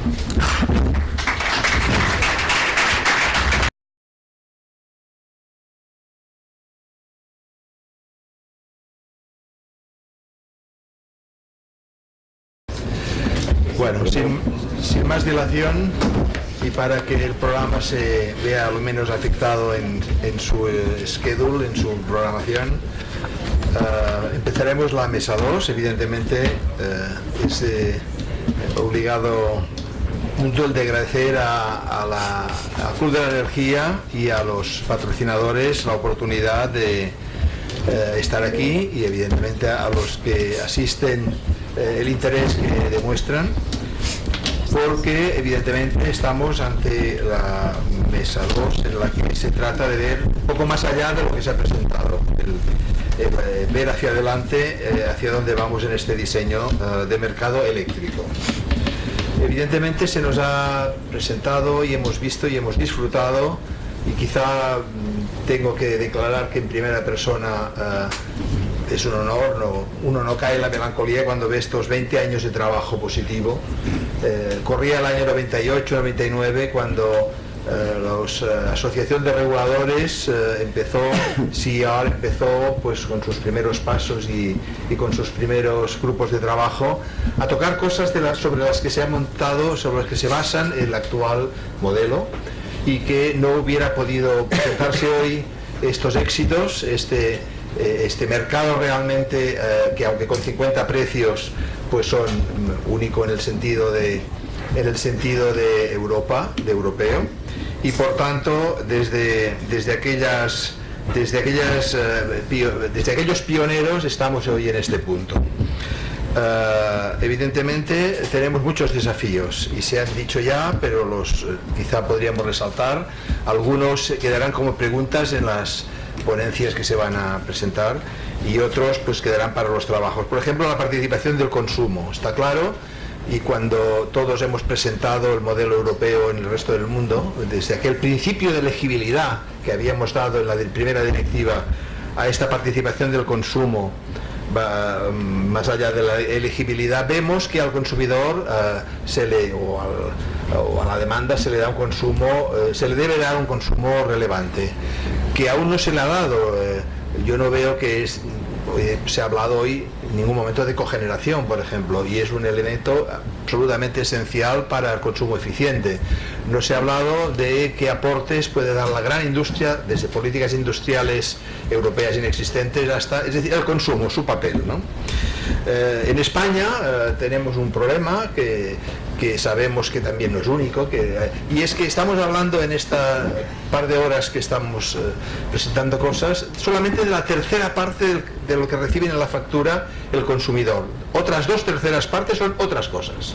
Otras cosas son impuestos, son tarifas de acceso, y claro, esto significa que dentro de los desafíos de futuro del mercado mayorista, indefectiblemente para ayudar al consumidor debemos poner el retailing. Tenemos que meternos más allá de lo que era no agrederse entre estados. La Comisión ha sido muy cuidadosa de dejar la subsidiariedad como principio, y los principios, coincido con Rafael, que valen un tiempo, luego ya no valen. Pues estos principios creo que se han superado, y por tanto creo que toca también, para meterse realmente con el nudo del gordiano del problema, que los otros factores que hacen y constituyen el precio pues sean relevantes. Por tanto, de los 3 elementos que constituyen los temas a saltar, por ejemplo, las barreras, los agentes y la regulación, podemos hacernos varias preguntas, y ellas son, por ejemplo, podrían ser, ¿en qué estado está el mercado eléctrico en el contexto mercado eléctrico español, en el contexto europeo? ¿Cómo nos homologamos? ¿Estamos bien? ¿Estamos mal? Honestamente creo que hemos visto hasta ahora que estamos bastante bien. ¿Cómo podemos mejorar? Sería una pregunta. Los agentes también deberán responder a cómo jugará la generación distribuida y si sustituirá a la convencional. Es un futuro que los smart grids vaya cambiándose pequeño por grande, es decir, el futuro de las utilities será inexorablemente la fragmentación, o qué efecto acumulativo tendrán los mercados de alcanzar sucesivas metas de eficiencia, es decir, la eficiencia finalmente es lo que nos está haciendo bajar el consumo, o habrán otras razones, ¿no? Y en regulación, pues ya ha salido, pero lo tengo que repetir. ¿Cómo se saldrá la pugna regulatoria entre el paradigma del Energy Only Markets y los Capacity Markets? Es decir, ahí estamos frente a algo básico, que es la financiación de las inversiones, es la creencia que los mercados lo solucionan todo. Bien, es decir, el desafío de aquí en adelante es increíble, y esta es lo que en una hora seguramente no podemos solucionar, pero los ponentes tienen un nivel de síntesis fantástico, y en 15 minutos van a exponer sus puntos. 4 ponentes de izquierda a derecha. Juanjo, amigo desde hace muchos años, siempre recordaré con entusiasmo cuando le hice venir de Londres para explicar a unos cuantos, no sé, 20, 30 personas de la Comisión de Energía, qué era esto de los mercados de energía. Dijo unas palabras rarísimas, todo el mundo no entendió nada, Y bueno, estamos ahí 20 años después intentando demostrar que realmente hay un mercado europeo de la energía eléctrica, y es así. Juanjo, por tanto, doctor en Ingeniería Industrial por Comillas, está en Endesa desde el 97 y hoy en día, como director de regulación, pues, y sobre todo muy metido en temas europeos, tiene una visión privilegiada que nos puede compartir. Sin abandonar aunque está aquí por Euroelectric, pertenece por tanto al grupo Enel, y también le acompaña a mi izquierda Luca de Siata, que desde el 2006 está en Enel y por tanto ocupando posiciones de regulación y por tanto también conocedor de lo que es los intercambios internacionales.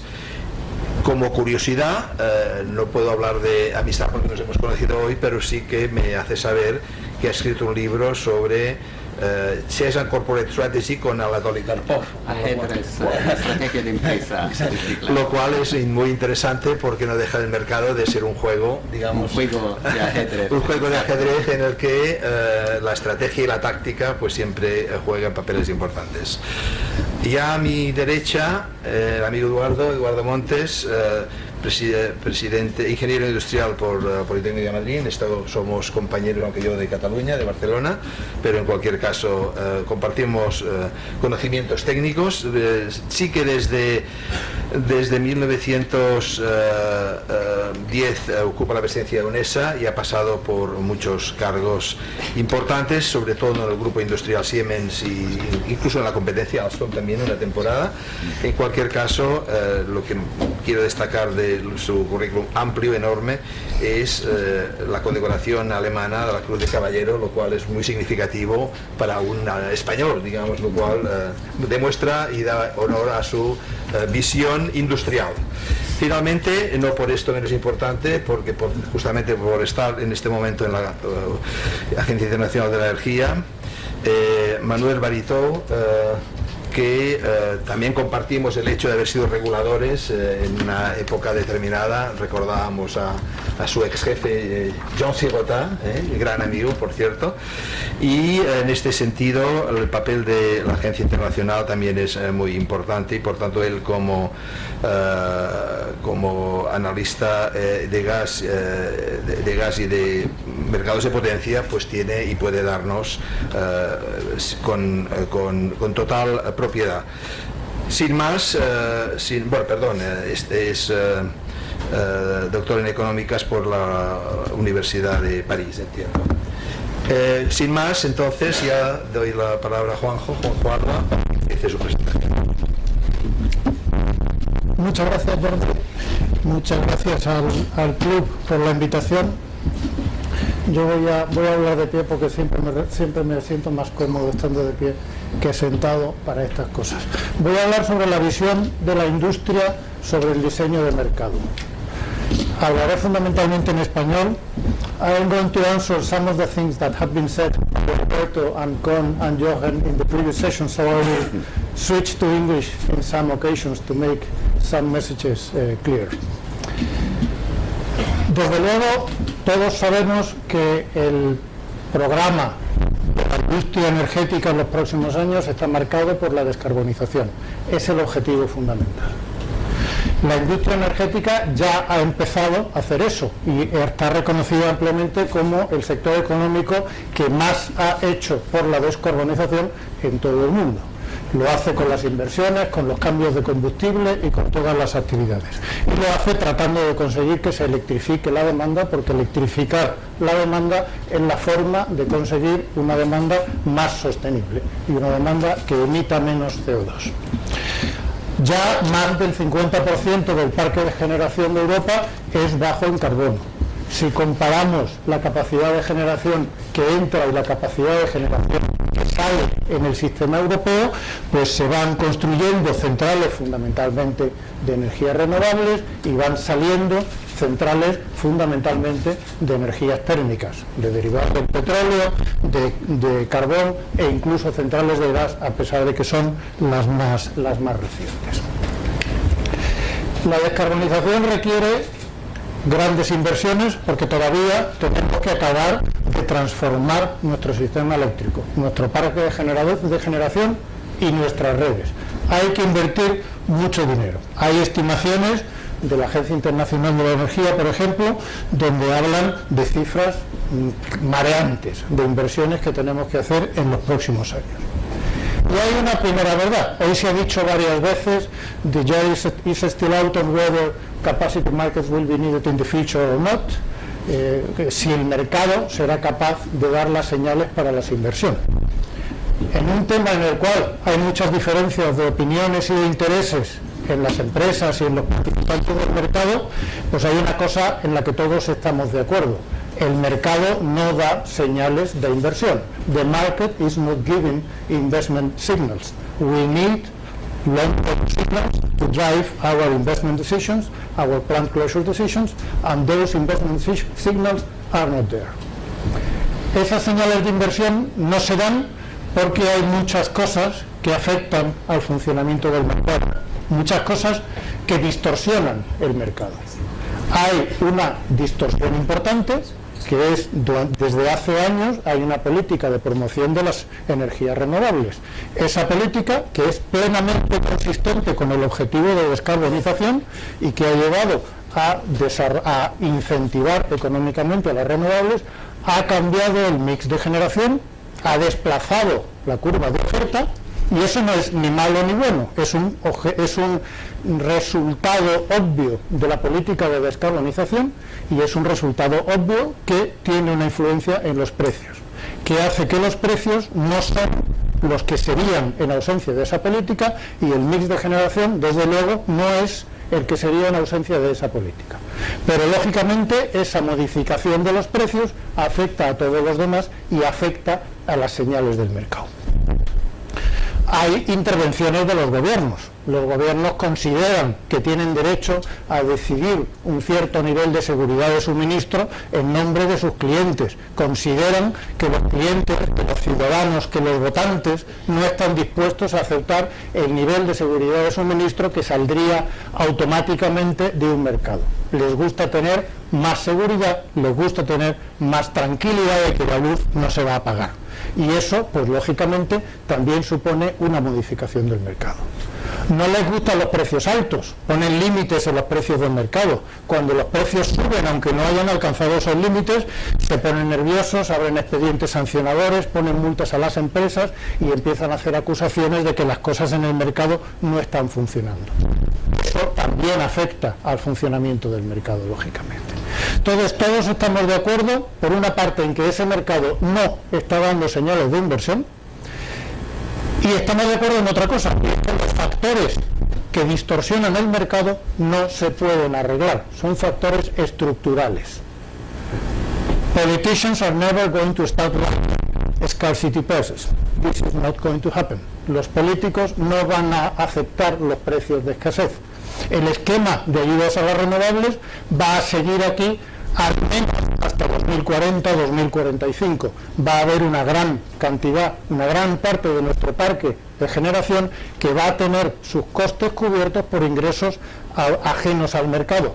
Y eso es incambiable, porque esa generación en buena parte ya está construida y esas ayudas ya están comprometidas. Entonces, eso no se puede cambiar. Son cosas estructurales que no van a cambiar. Y eso pues está llevando a unos precios de mercado que, desde luego, pues en Nord Pool, desde noviembre de 2013, el precio no ha pasado de 35 euros. No hay ninguna tecnología de generación que funcione a 35 euros. No se puede invertir en nada a 35 euros. Y no se va a poder invertir en nada a 35 euros en mucho tiempo. No va a haber nada que nos dé energía a ese coste de inversión. Aunque las tecnologías son cada vez más competitivas, aunque las tecnologías renovables son cada vez más competitivas con las tecnologías convencionales, y muchas pueden ya sobrevivir frente a las tecnologías convencionales sin ningún problema, con lo que no pueden sobrevivir es con el precio de mercado. El precio de mercado no da de comer ni a las tecnologías renovables ni a las tecnologías convencionales, no da de comer a nadie. Todo esto, ha habido gente que no quería hablar del triángulo. Yo sí voy a hablar del triángulo. Y voy a hablar del triángulo porque, efectivamente, aunque los que trabajamos en esto de la integración de los mercados tendemos a felicitarnos de cómo avanza el proceso. Los documentos de la Comisión siempre empiezan con una visión muy positiva de lo mucho que se ha avanzado en estos años, y se ha avanzado mucho en estos años, y la verdad es que cuando uno compara la situación del mercado eléctrico europeo ahora con la de hace unos años, ha habido muchas cosas que se han hecho. Lo cierto es que desde el punto de vista de competitividad, nuestros precios energéticos suben. Nuestros clientes pagan unas facturas eléctricas que más de un 50% son costes que no tienen que ver con el suministro. Esto hace que la electricidad sea muy cara. Esto hace que sea más barato calentar una casa con combustibles fósiles que con electricidad en muchos sitios. Esto hace que no se pueda electrificar la demanda a pesar de que necesitamos electrificar la demanda.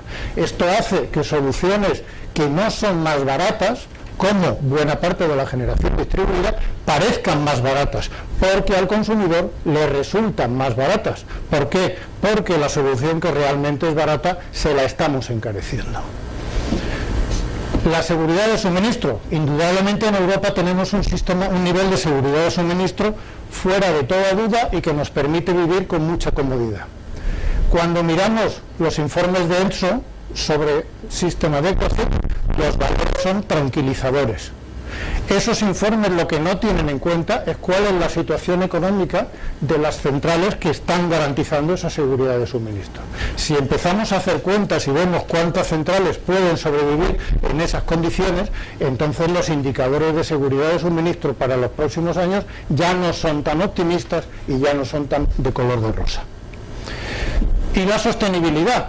Si tengo que invertir en cambiar mi parque de generación, en modernizar mis redes y no tengo dinero para invertir, no va a ser fácil progresar en la sostenibilidad. Con lo cual nos hemos metido nosotros mismos en un camino que dificulta el cumplimiento de los tres patas, de los tres lados de ese famoso triángulo.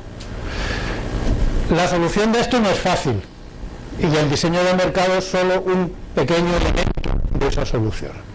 La solución, desde el punto de vista del diseño de mercado, y dejando al lado otras cosas, pues creemos que requiere que un diseño de mercado que reconozca cuál es la situación actual de la señal de precio, y que junto al mercado de energía y al mercado de flexibilidad que tenemos ahora, los mercados diarios, intradiarios, de reservas, etcétera, incluye el mercado de capacidad.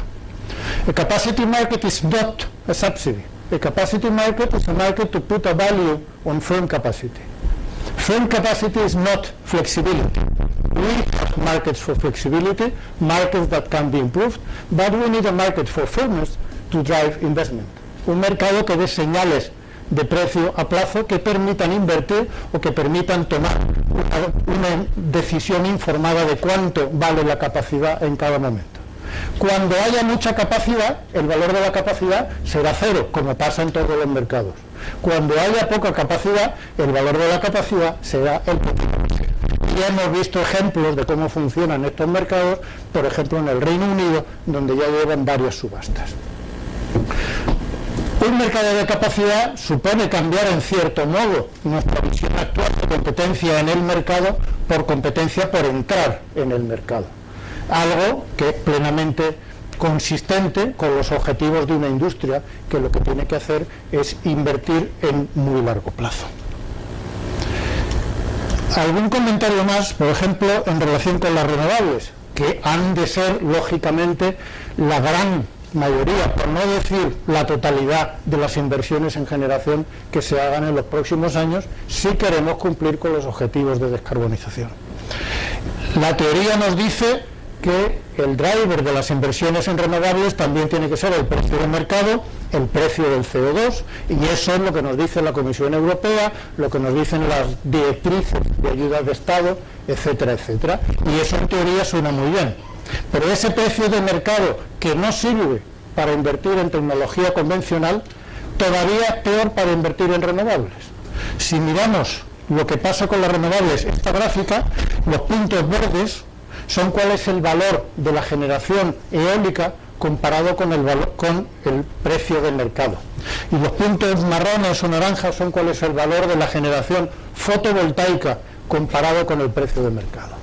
El problema de la generación eólica o de la generación fotovoltaica es que cuanto más hay, menos vale. Cuando hay, como en nuestro país, un gran parque eólico y fotovoltaico, cuando hace sol y cuando hace viento, hay mucha producción renovable y las renovables producen a un precio muy bajo y el precio pues se puede ir a valores cercanos a cero. Y eso es inevitable y no hay forma de cambiarlo. Cuando no hay esa producción eólica y fotovoltaica, entran las centrales térmicas que pueden ofertar un precio más caro y entonces el precio puede subir muchísimo.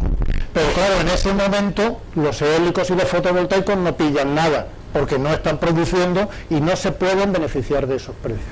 Con lo cual es una situación perversa en la que cuanto más éxito tengan, peor les va. Lo cual no anima mucho a invertir. Cuando invertimos un poco, cuando la penetración de renovable es pequeña, pues la cosa puede funcionar perfectamente.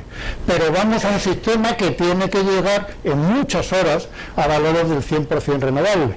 Y entonces no nos sigue sirviendo un mercado que funciona así. Cuando eso pase, el mercado sencillamente no va a permitir que esa gente viva. Entonces, algo tenemos que hacer para que eso funcione.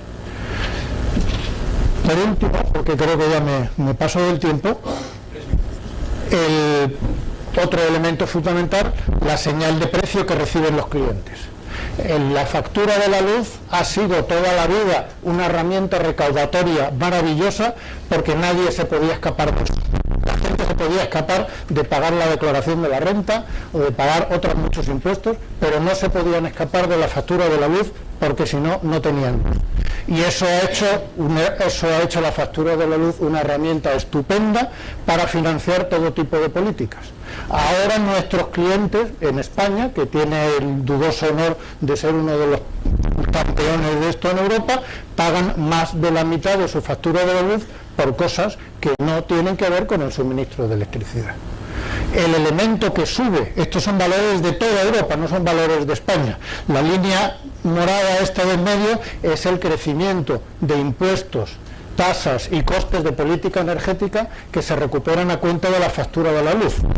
Las renovables, el carbón, políticas de cohesión regional, apoyo a la cogeneración, apoyo a la gran industria. En algún país pagan hasta la tasa de la televisión pública incluida en el precio de la factura de la luz. Es decir, la creatividad de los políticos es ilimitada para estas cosas. Y eso es lo que sube. El precio de la energía del mercado no sube, baja. Y si vemos la evolución de los mercados europeos, es una evolución a la baja, salvo que los gobiernos hayan intervenido introduciendo impuestos para corregir esa evolución y hacerlo subir también. Y el coste de las redes sube despacito, sube en un momento en el que efectivamente se han construido muchas infraestructuras y tendría que subir más, porque no hay duda de que la red es de las cosas en las que más va a haber que invertir para hacer posible esa descarbonización y esa electrificación de la demanda. Pues con esto ya acabo.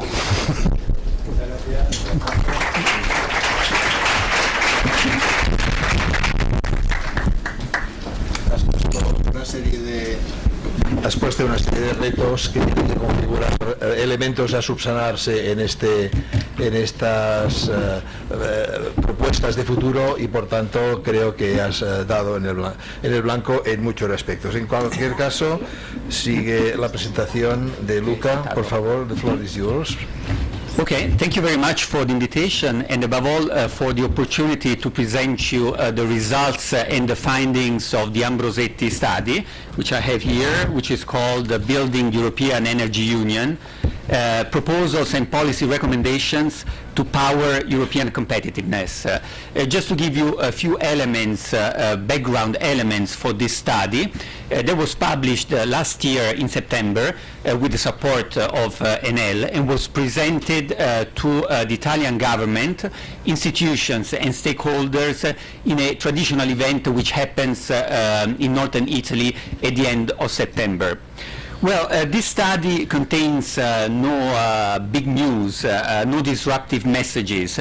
I would define it an orderly collection of information on the market design, current developments, plus a few reasonable suggestions on the evolution of the market design. I mean, just to show you the first slide, as I said, that's nothing new. we talk about market design, but where do we stand with the evolution of market design that was defined in the latest energy package and European directives? We have here in this slide the three key pillars of the energy market evolution. The first part of the chart is renewables. As you can see, in 2013, we were as high as 15% percentage of renewables in the overall energy supply. So we are quite in line with reaching the target of 2020 of 20% of renewables in the overall energy supply. In the mid part of the chart, you can see the greenhouse gas emissions. And definitely we are almost there with the 2020 target, aiming higher for the 2030 target of 60%. Finally, energy efficiency as measured as ENTSO-E, primary energy consumption. 2013 we were definitely in line with reaching the 2020 target. Of course, I mean, this energy efficiency target was calculated on the business as usual a trend line, and we may wonder, this is not maybe the place to wonder about what's behind, I mean, greenhouse gas emissions reductions and energy efficiency. As you can see, I mean, the line is more correlated to the current financial crisis than with actual actions at member state level. But nevertheless, I mean, we are definitely there with reaching the goals set for 2020. But what's really behind, I mean, this market design is a set of conflicting interests at different levels. What are the stakeholders behind the market design? Definitely we have consumers, utilities, member states, and the EU institutions. What are the conflicting interests? That's quite easy. Consumers, they want lower prices. Utilities, they want higher prices. Well, member states and EU institutions, maybe they are more aligned towards the objective of reducing the energy bills. We all know that the energy bill of Europe amounted to over 400 billion euros in the last years. It will maybe go down with the falling oil prices, but still we have 6 member states in Europe that are depending on one single fuel supplier. So let's say that EU institutions are more aligned on conceiving a more integrated market design. But let me come to each single stakeholder. If we look at consumers, I'm not going into the detail of the dynamics of consumers. I will just stick to the first point, empowerment and freedom of choice. I mean, we've had several presentations this morning. I would just like to recall maybe what Rafael said, that tenemos la tendencia de considerar los consumidores tontos, and then also to refer to Alberto's comments about the general public not understanding the energy markets. Well, let's keep in mind, I mean, just to give another example, that consumers are more clever than we tend to think. I mean, just think about time-based tariffs for phone telecommunication services. I mean, there were times, even in Italy, I guess in Spain as well, where people would wait until 8 p.m. in order, before sending text messages or making phone calls because it was cheaper. Why is it not like this for energy? Well, I would conclude on this first bit with maybe one paradox on consumers. What is the paradox? Today, the grids are smart, the human consumers are stupid. So there must be something which is not working, I mean, behind this model. So I would leave you with this paradox, because I think behind the paradox lies the solution to the consumer's conundrum. Let's move to the utilities, and I would also like to highlight another paradox here, which is which was highlighted by Juanjo before in his presentation, and that's the insufficiency of energy-only markets to provide long-term signals for investment. I would also I will just give you one example taken from my experience. Besides working in the regulation department of Enel, I'm also the country manager for France and Belgium. And I saw with pleasure in Pedro's presentation this morning that he presented the price spikes in Europe last year, and Belgium had the highest price spikes of 448 euros per megawatt hour. And I still remember that moment. It was between September and October last year.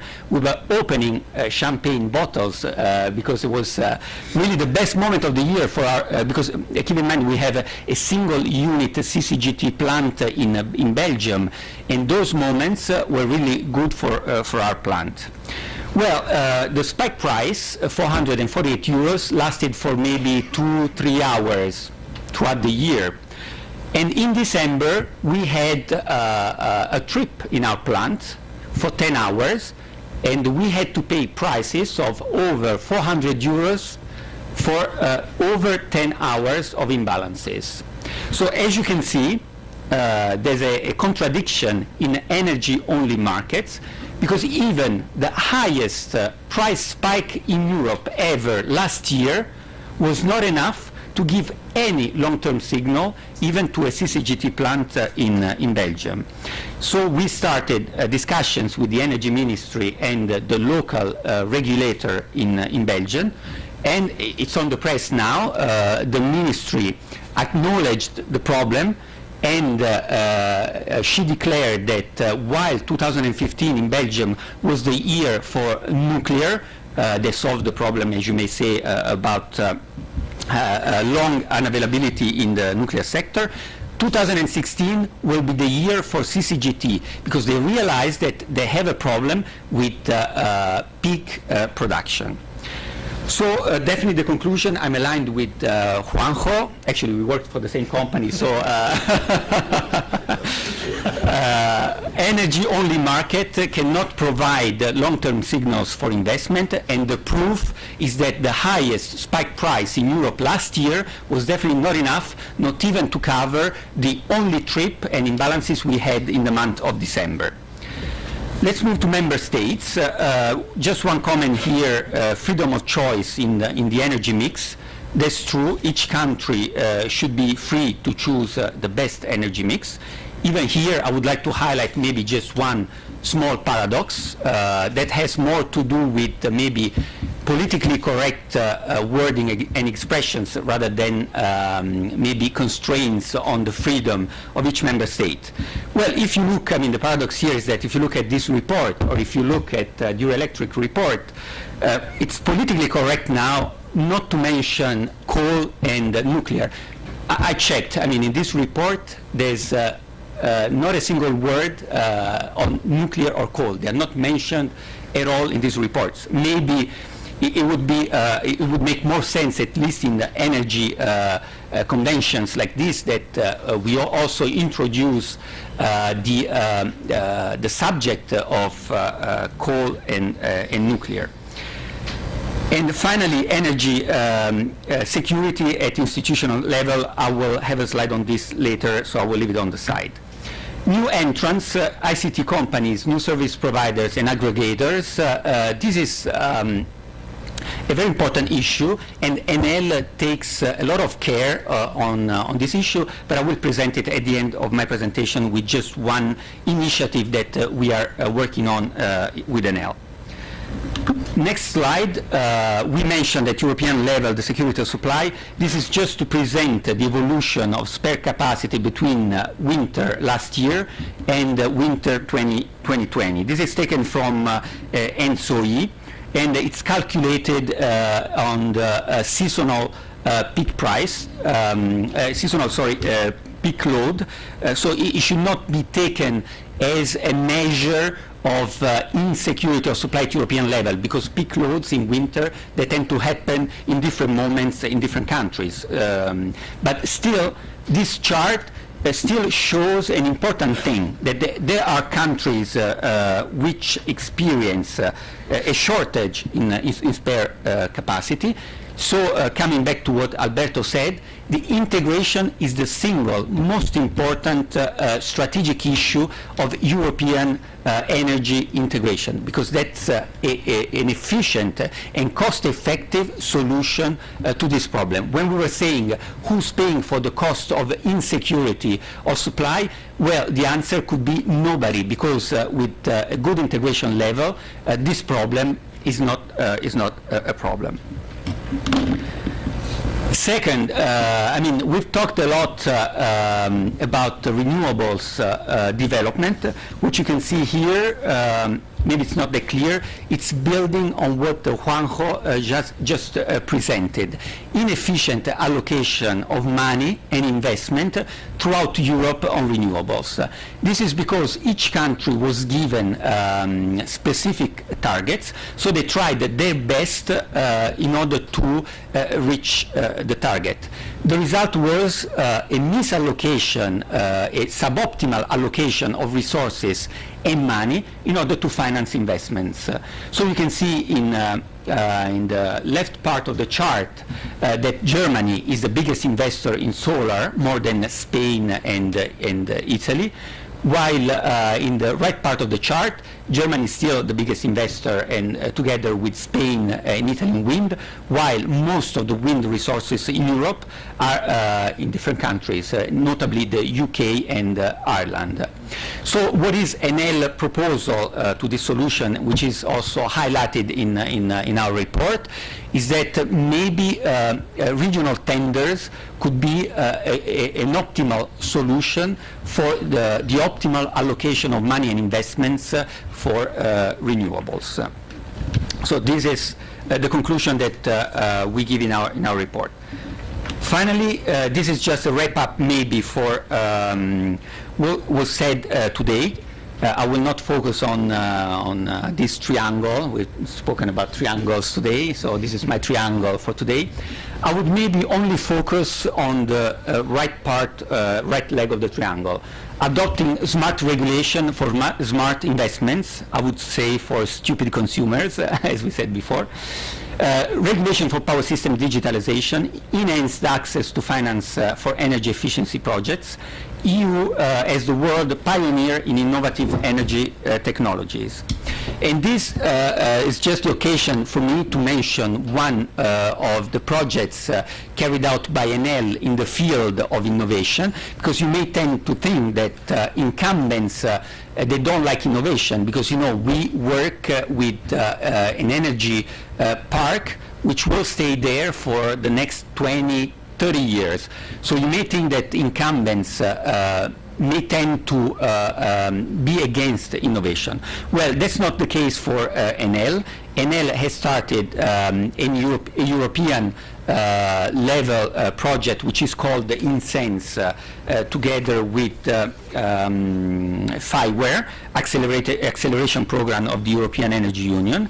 And this is just recently, last week on January 19th, we had a awarding ceremony for the 28 startups in the energy sector that were chosen by Enel and the European Union to receive funds in the form of 150,000 euros in exchange for no equity. So that there was also a new and innovative way of financing startups. Out of these 28 startups, 9 were from Spain, 7 from Italy, and the rest from all around Europe. So this is our contribution to the development of R&D and innovation, because we really believe that Europe can actually become the world pioneer in innovative energy technologies. The last chart, just to conclude, well, of course, this is not included in our report because the report was published in September, and this chart refers to the COP21 in Paris in December last year. As you can see, the Paris Agreement involved over 95% of emission coverage, though here coverage doesn't mean commitment. We'll see commitment in the years to come. But that's to say that integration at European level may be the solution to the insecurity of supply. Integration at the global level may be beneficial to the whole world.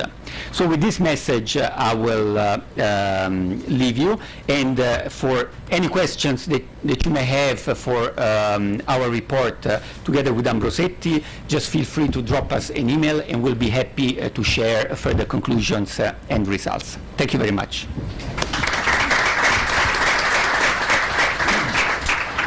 Thank you, Luca. Very interesting the proposal you make about regional tendering.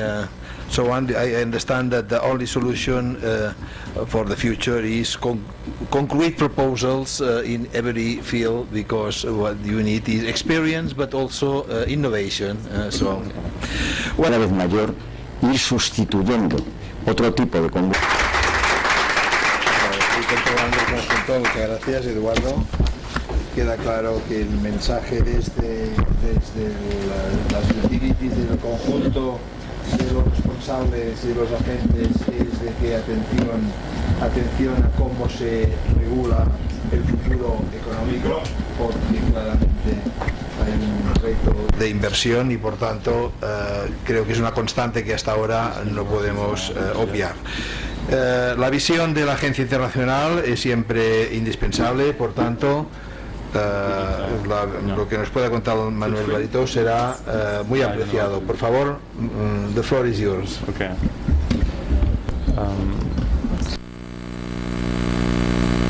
Okay. Thank you. Good morning, everybody. My name is Manuel, so this clearly shows my links with Spain. Unfortunately, I didn't spend enough time in Spain and Mexico to be able to say a few words in Spanish at the beginning of my speech, so I will only speak English. I'm very happy that the previous speaker, Eduardo, mentioned and described the situation in Spain. Because Spain has been at the forefront of renewable deployment and decarbonization, and this is a country that we looked at very carefully at the IEA, because a lot of lessons learned can be learned from the experience in Spain, and a lot of issues associated with decarbonization and renewable deployment have already been seen in this country. What I would like to say is that this is only the beginning, because we want to decarbonize the electricity mix. Last year we had, as I'm sure you already saw the news, 2015 was the hottest year in recorded history. Globally, I think it's fair to say that COP21, the climate conference in Paris, was a success, and so we will continue to decarbonize the electricity sector. There is a very clear policy ambition in Europe, and so we will continue, and this is precisely the reason why we are discussing market design today. A lot of things have been done over the last 20 years, but if we really want to decarbonize, we will have to do more things. So what I think I will do is that I will broaden a little bit the discussion of market design, not focusing on the traditional topics of market design only, but providing a comprehensive discussion of all the dimensions of investments, because I think it's important to have an integrated approach to market design, including the definition of low carbon support schemes, renewable support schemes, and the regulatory dimension as well should be an integral part of the market design discussion if we want to decarbonize. As a lot of examples have been and information has been given today, I'm the last speaker about Europe, I will try to provide examples from abroad Europe that I think could be relevant for the next steps of the market design discussion in the continent, in Europe. But before that, let me come back a moment on the current situation of the European market.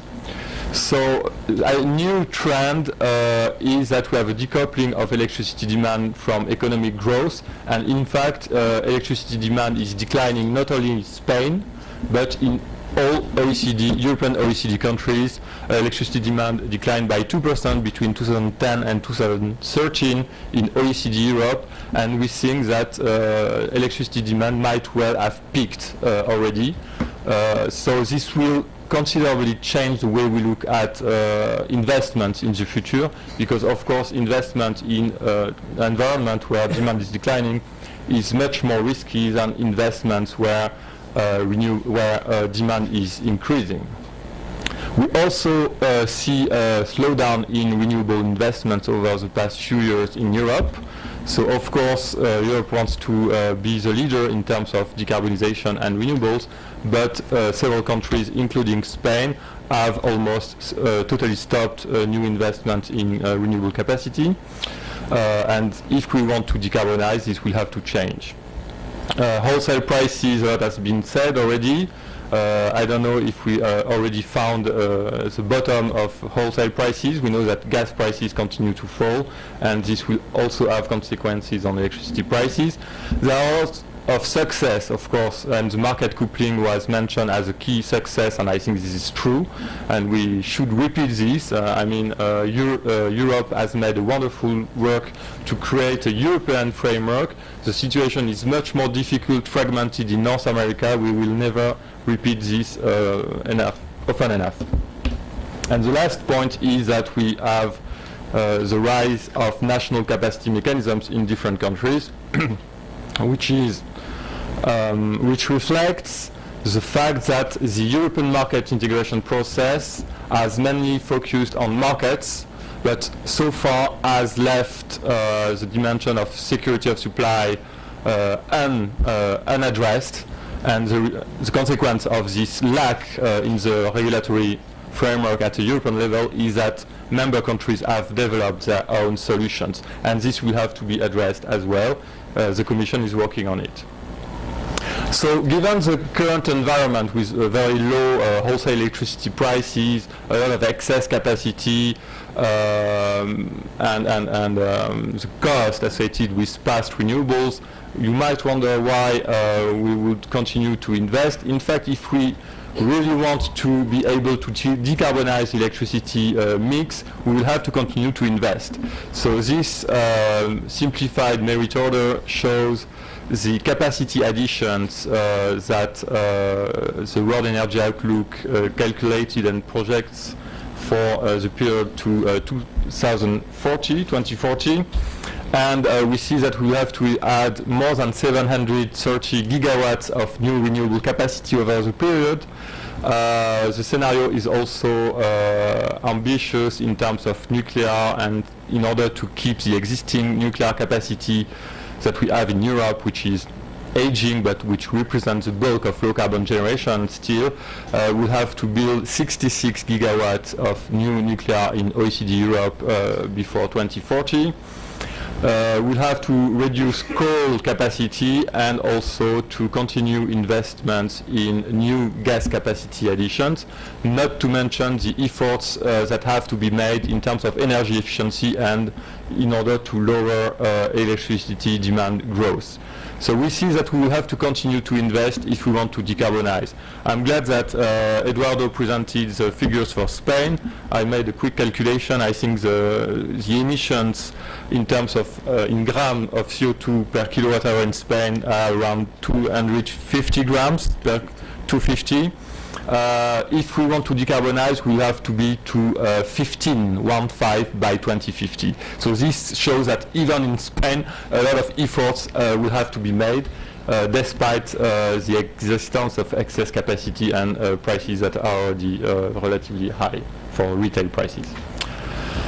If we want to add this amount of capacity into the electricity system, we will have to coordinate investments in an integrated fashion. So I like this graph, which comes from a study that Midwest ISO, Mid-Atlantic ISO did in North America, where basically in order to meet the renewable targets of different US states, you can use capacity and install capacity in neighboring states. And so what the system operator did is that he took several scenarios, real possible scenarios, and compared the implications in terms of total investment cost, including transmission costs, to better interconnect the different regions. And of course, the optimal solution, which minimizes the total cost, is a combination of local generation and generation in neighboring and regional generation in neighboring states. I think that given the fact that both renewable policies, renewables and transmission are to a large extent policy driven, we should do and see more studies like this in Europe to be able to find the least cost solution. This is particularly relevant as a new 2030 target in terms of renewables doesn't define a country-specific target. So a lot of work can be done to find the minimum cost solution. Given the bulk and the huge capacity of renewables that has to be installed to be able to decarbonize, there are a lot of discussions whether the existing market design based on marginal cost pricing or marginal cost will be fit for to attract these investments. So we know that CO2 price is necessary, of course. It's not a scoop.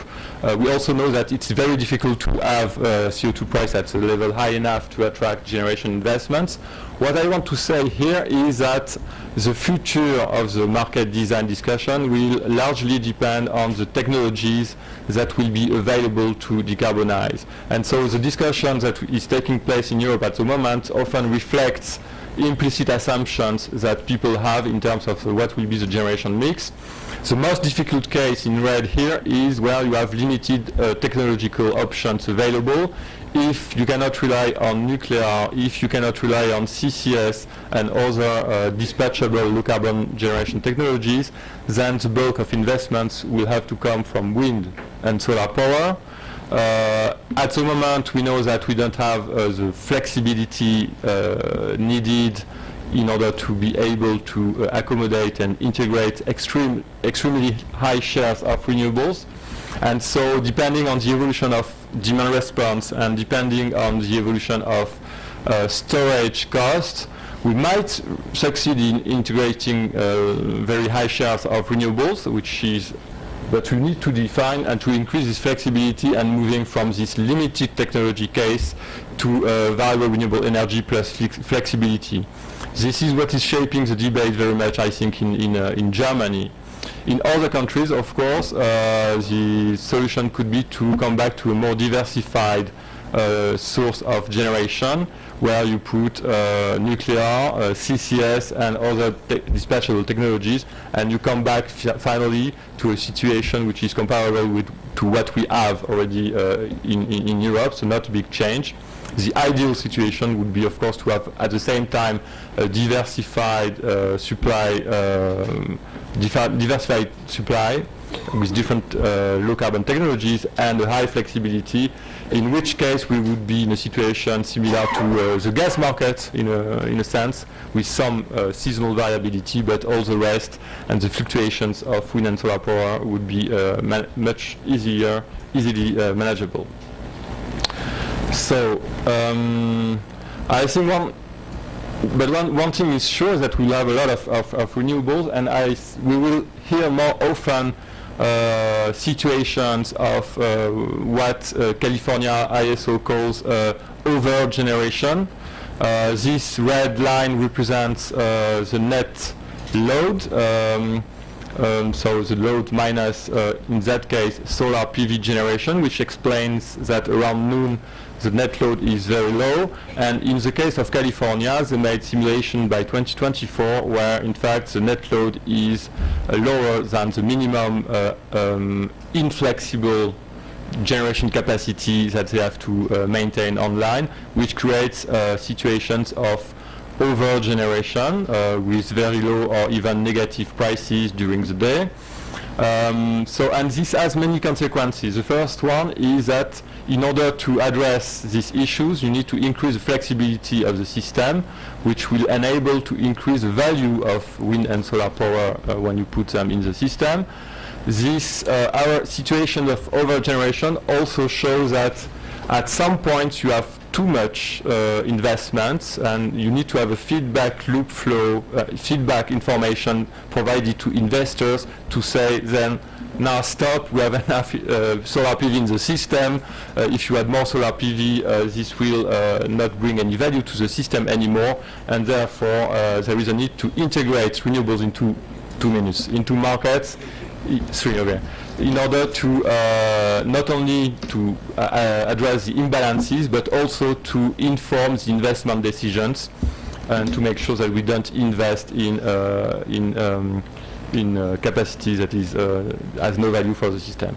Conversely, in situations where we don't have wind and solar generation, we also know that we have to ensure adequacy.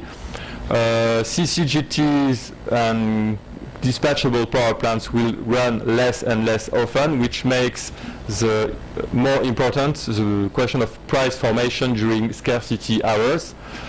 So here again, we discuss this a lot in the European context. We should have scarcity prices. It is interesting to look at experiences of how this is done in other countries.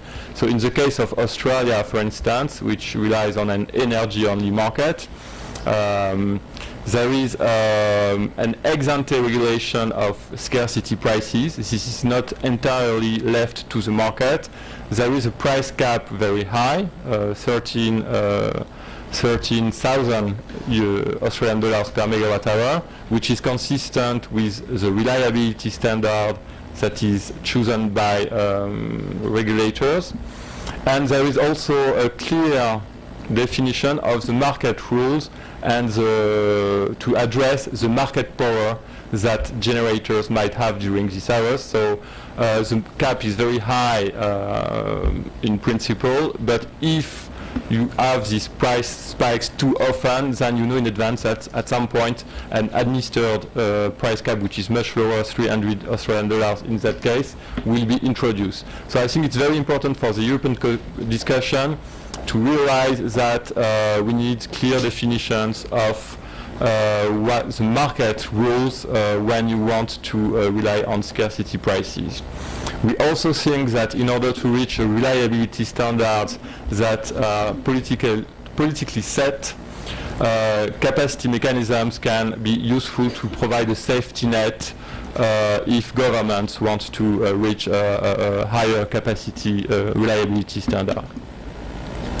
And my last slide is, of course, and this also has been already said, it's important to warn everybody that there is now the possibility for consumers to not only react to scarcity prices, but also to install their own equipment.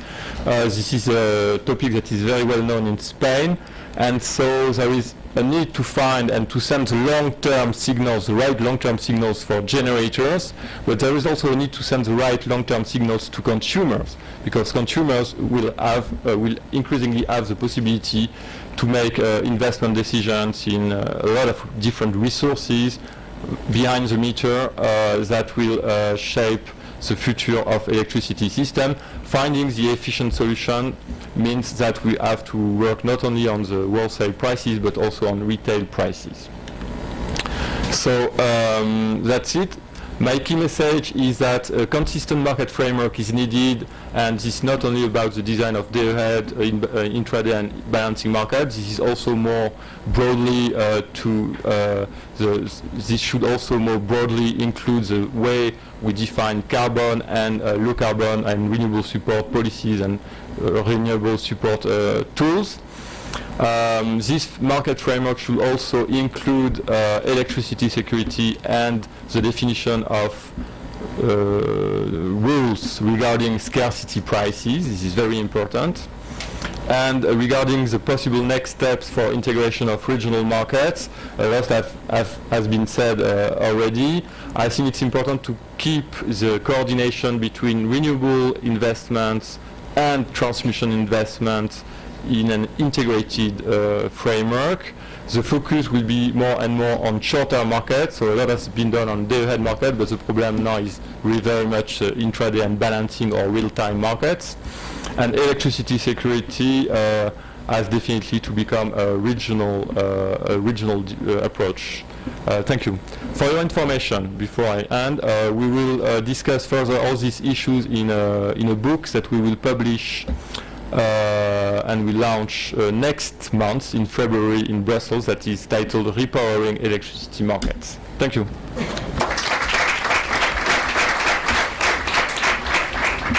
Thank you, Manuel, for your presentation. In your last conclusions, we can identify a lot of things that this morning we heard about short-term markets, the need to include short-term markets, what is clever for realize some right price to the customers. Me dice la organización que la clausura se demora unos 5 minutos, nos dan por tanto estos 5 minutos adicionales para poder hacer alguna... De cada ponente resalto una frase para que no sea dicho que el moderador, aparte de cortar el tiempo, no añade un poco de valor. Por tanto, hay una constante, tanto Juanjo como Luca han señalado, han resaltado muchísimo que el mercado no da señales de inversión y esto, por tanto, es un tema a solucionar en el futuro. Es más, el ejemplo de los 35 euros del Nord Pool sostenidos demuestran que esta depresión de precio. Esto es una buena noticia para el consumidor, pero lógicamente Houston tenemos un problema, ¿no? También que los precios PIC tampoco son suficientes, nos dice Luca, en el sentido que los que esperaban que el CAPEX fuera recuperado, pues tampoco, y además hay la influencia política para que los PICs no superen a veces ciertos valores, con lo cual estamos también insistiendo en lo mismo, pero claramente en esta búsqueda de señales de futuro, tenemos que encontrar vías alternativas. Seguramente la innovación y el desarrollo nos lo tendrían que dar y por tanto incito a los ponentes de que pensemos también en términos de innovación aquí, es decir, ¿qué podríamos cambiar? Que todo lo demás ha servido porque hemos visto que ha sido un desarrollo de 20 años que han conducido a donde estamos, pero ¿qué deberíamos cambiar para que en este futuro, que la palabra clave que ha salido en todas las presentaciones es integración, en esta mayor integración en balances, mayor integración en intradays, en esta mayor integración de regional, de inversiones junto con el desarrollo de transmisión pueda desarrollarse. Eduardo afirma, no podía ser de otra manera desde UNESA, que la descarbonización debe pasar por la electrificación. Efectivamente se ha dicho que el futuro es eléctrico, tiene que ser así, no porque se diga en esta sesión de hoy que es dedicada al mercado eléctrico, pero claramente un driver de eficiencia siempre ha sido el vector eléctrico. Y finalmente destaco de Manuel en su excelente presentación, siempre en esta visión que la agencia tiene de futuro, que una de los óptimos puede pasar en una propuesta muy concreta, pero me parece que en una de sus slides queda muy clara. El óptimo se debe buscar a nivel regional, por ejemplo, la transmisión-generación, porque ahí es donde se conoce muy bien, se toca el material y poco te equivocas. Y por tanto, no abandonemos lo que ha sido un tránsito, que ha sido la Regional Initiative, ha sido muy bueno, pero sigue siendo bueno a la que tenemos que tocar temas de inversión y de futuro.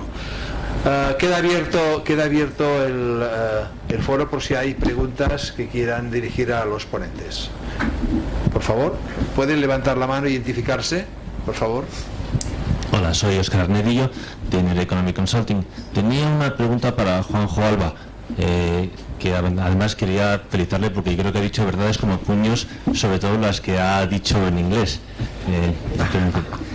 Esto suena mejor en inglés. Evidentemente, uno de los principales mensajes que hemos trasladado es que los mercados que son de solo energía no inducen un nivel de capacidad o no inducen la inversión, porque generan precios que son insuficientes para justificarlos o para recuperar los costes de esas inversiones. En España realmente tenemos una especie de cosa rara, porque tenemos un mercado donde el precio no puede subir hasta el valor de la energía no suministrada, pero al mismo tiempo tenemos unos pagos por capacidad que entre eso y nada yo creo que da igual.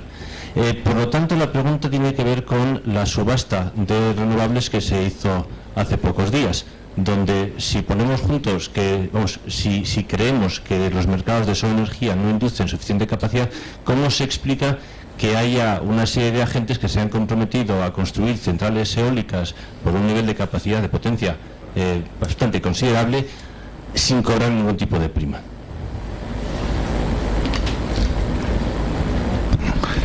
La verdad es que eso yo no tengo una respuesta a eso, habría que preguntárselo a los que han participado en la subasta.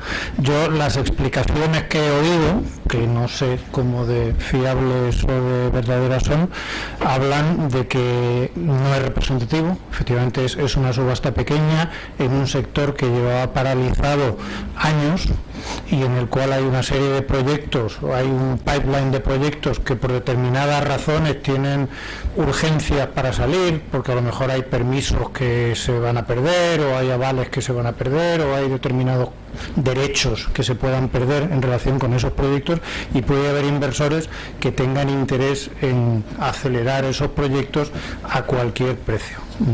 Pero vamos, eso no es más que una especulación, y hasta que no veamos realmente cuáles de esos proyectos se construyen y hasta que no tengamos más subastas y veamos lo que sale de esas subastas, pues no lo podemos decir.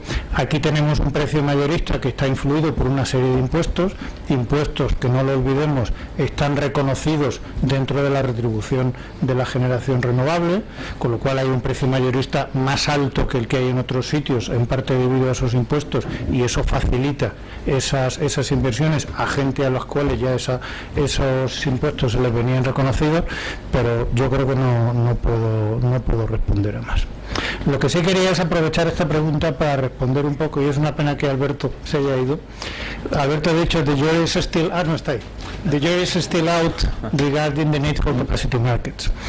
The jury is not out. El jurado ya ha emitido un veredicto, y el jurado no es una figura mítica. El jurado existe, el jurado se llama mercado financiero, se llama accionistas, y son la gente que, no lo olvidemos, pone el dinero para que nosotros construyamos parques eólicos, centrales térmicas y redes de distribución. Estamos a 20 de enero, en lo que llevamos de año he recibido no menos de 6 informes de bancos de inversión que a principios de año pues analizan las distintas empresas energéticas, los distintos sectores, etcétera, y todos coinciden en lo mismo. El modelo de Merchant Generation está muerto en Europa. Si alguien pretende ir a pedir dinero a los inversores diciendo que va a construir centrales para vender la energía en el mercado, le tiran al río Támesis, que es donde están la mayoría de los inversores, y no hay otra. O sea, las empresas que sobreviven en los mercados financieros son las que tienen una seguridad de ingresos, las que se dedican a las actividades reguladas de red, las que tienen actividades de generación con una protección al menos parcial de la situación actual de los mercados, y eso es el veredicto de los mercados, y mucho me temo que contra eso no se puede ir, porque yo puedo desgañitarme a pedir dinero para invertir en centrales, a vender energía en el mercado, y no me lo van a dar. No sé si alguno más de la mesa quiere aportar algún comentario adicional. La pregunta es muy relevante, está encima de la mesa, no tanto por el caso particular de las renovables, sino por lo que Juanjo ha aportado ahora hemos tocado fondo con esta afirmación. La reflexión es de que estamos innovando en Europa, estamos innovando en mercados, somos líderes en el mundo, pero quizá este es el límite que no hemos cruzado aún, es decir, suponer, también tenemos que reconocer algún error. Por ejemplo, en el mercado de emisiones algo también nos hemos equivocado cuando hemos otorgado al carbono una señal que no ha dado y que seguramente supera a Europa, pero en cualquier caso es de sabio reconocer que a veces pues también nos equivocamos. Quizá no echamos demasiado marcha atrás, pero nos equivocamos. ¿Cuál es el límite? ¿Cuál es la línea roja en este sentido? ¿No? Lo pongo encima de la mesa porque parece que es el tema relevante, no tanto porque necesitemos nuevas inversiones en este momento, pero lógicamente la señal de largo plazo no puede desaparecer. Lo dejo aquí. La innovación, pregunta, ¿la innovación realmente ha hecho bajar los costes hasta el nivel de que esta subasta haya sido de precios, digámosle, excesivamente a la baja? Me decían hace un par de años en un congreso en Latinoamérica que todas las subastas que se están produciendo en Brasil, en Uruguay y en otros países de Latinoamérica son sin primas, todos son a mercado. Estamos ya, por tanto, en un mercado ya que se ha homologado y estamos ya en paridad de red, etcétera, o realmente seguimos precisando complementos, ¿no? Dejo esto aquí. En cualquier caso, dejémoslo por si hay alguna respuesta, pero ¿hay alguna otra pregunta en la sala? Sí, por favor. Sí, muchas gracias. No quiero abusar, pero aprovecho la oportunidad. Tres de los que han intervenido han recuperado el famoso triángulo. Y dentro de ese triángulo, el objetivo para 2020 de energías renovables, el 20% obligatorio, distribuido por cada uno de los países, incluye tres sectores: la electricidad, la climatización, calefacción y frío, y el transporte. Pero además hay otro objetivo que no se ha dicho, también obligatorio, del 10% de energía renovable en transporte, y este 10% es igual para todos los países de la Unión. Y luego Juanjo ha mencionado que hay que electrificar la sociedad, hay que electrificar la economía. Entonces yo quisiera preguntar a los que han mencionado el triángulo, Eduardo o Juanjo, que hagan un comentario sobre el tema del transporte, que es clave en la economía de la energía y en la electrificación o en el sistema renovable para el transporte. Gracias. Bueno, yo creo que el transporte va a jugar un papel absolutamente fundamental en dos temas. Primero, en la posible electrificación de la economía de la que hemos estado hablando. Y segundo, es en su propia reducción de emisiones. Desde mi punto de vista, el sector eléctrico ha hecho un esfuerzo infinitamente mayor que el resto, quizá porque le fuera más fácil, no por otra cosa, para llegar a ese 20%. Yo creo que el coche eléctrico del que tanto se habla y al final pues tenemos todavía un parque reducidísimo, es algo que tenemos que impulsar, pero sin duda ninguna, y lo tenemos que impulsar por dos motivos. Primero, porque esa electrificación va a hacer que se reduzca la emisión de gases de efecto invernadero en aquellos sitios donde es más grave producirlos. Y segundo, porque para el sistema eléctrico, el coche eléctrico bien utilizado es un posible aplanador de la curva de demanda. Luego yo soy un firme partidario del coche eléctrico y de todas aquellas medidas de impulso que se puedan tomar en él.